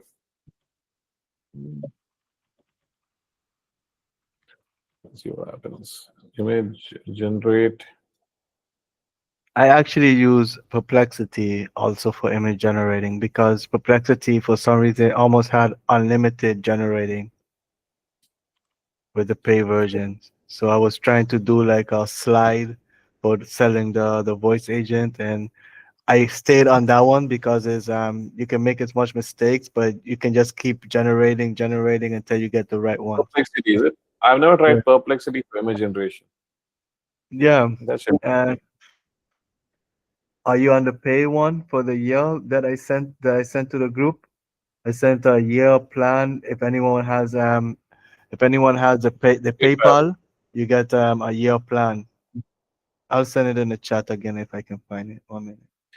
Yeah, so I have this through it. So Perplexity is giving it for free with a lot of other marketing. I mean, a lot of other subscriptions like telecom provider in India. So you're getting it through if you have a connection through Airtel, which is a telecom provider in India, then we can get that there. Yeah, no, but it's pretty decent, no? Yeah, there you go. Wait, I'm not there yet. I can't see it. Wait. Oh wow. Pretty good, huh? And yeah, no small robot here. No. And that is Perplexity robot because when I did make a prompt for robot, it keeps giving me that type of robot. So I think it's what's inside of the system. You know, I think Perplexity gets the best image of all. Because it goes on the internet, it has a web search, so maybe it does a little one of those search, but it does have a pretty good image though. It is pretty nice. Yeah, And I assume, think which model is Perplexity? Anyone has any idea? It's its own model, isn't it? It's like a web search thing, but is its own model, no? Perplexity uses others models. It has a search, but it uses others models to actually frame its answers finally. So it has. Oh yes, I saw that. I saw that somewhere. It uses Sonar. Sorry about that. I saw that somewhere. Yeah, I can't remember what it was, but oh, you know how you can find it? Click the link, go on the go on the image, click copy link, and then put it on the browser. I think it shows what it is. You right click, and instead of copying, you just click the link and then put it on the chat. I can't do that. Let No, me it's see. just copy. Wait, let me go. I think that's how I saw it. I think that's how I saw it. 1 minute. Um,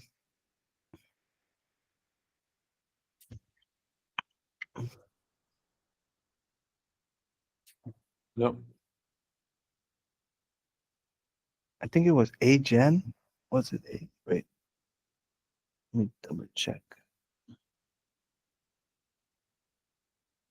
Not that one. Not that one. Where are you?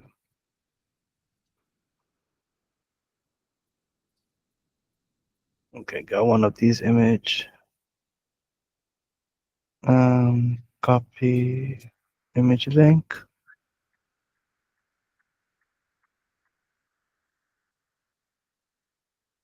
C Dream.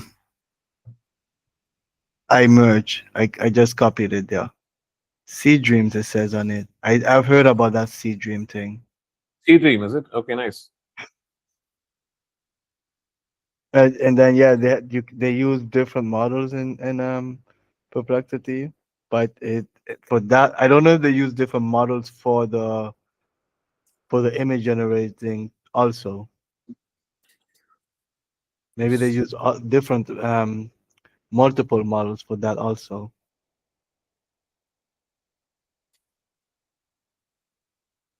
I think C Dream, yeah. So C Dream is supposed to be pretty good also for image generation, I think. Okay, they use pretty good things. So Perplexity isn't that bad. It's pretty good. One of the thing is you have infinite image and document uploading in Perplexity. When other platforms you also have you have limits. Hmm. Let me see.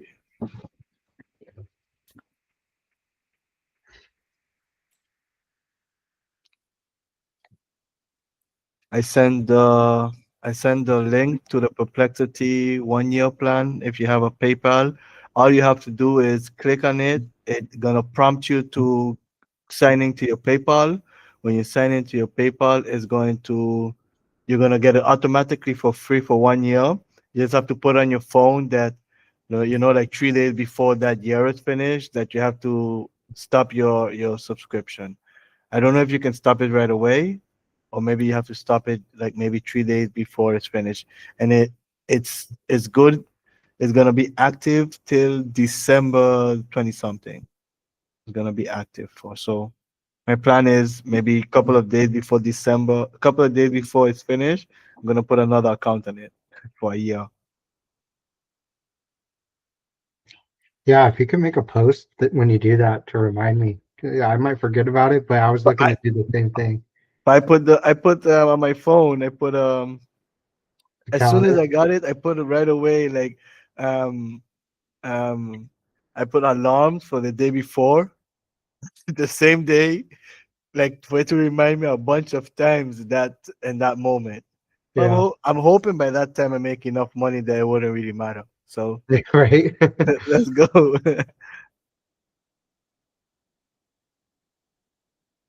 Today, so all of them are using the small robot over there. Yeah, same little robot. For Perplexity, is like size matters, so I'm gonna make a bigger one. Nick, when's But your birthday? March 12th.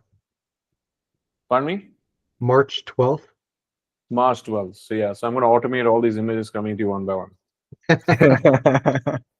I only want a batch of 50 being sent. A batch of 50s. That's Nice, too guys. little, man. Make a couple of hundreds.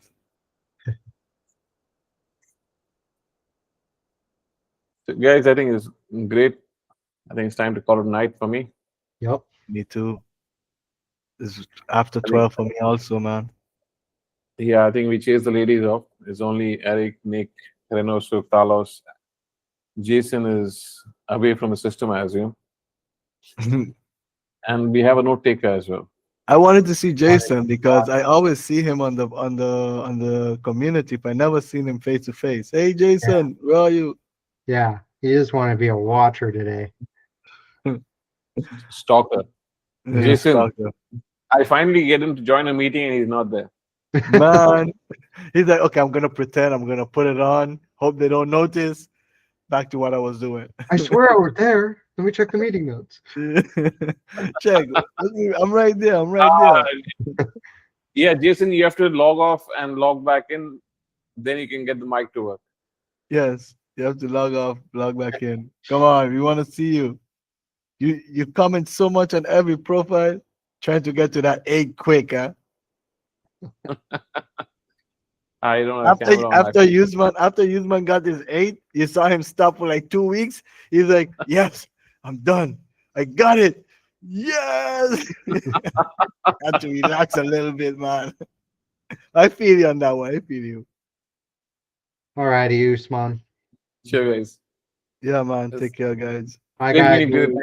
Thank you. Thank Have a good night. Bye. It's been great. Thank I'll you. make a post about this. So please do comment and encourage and invite others to join these calls as well. Thank you so much. Thank you. Bye, all.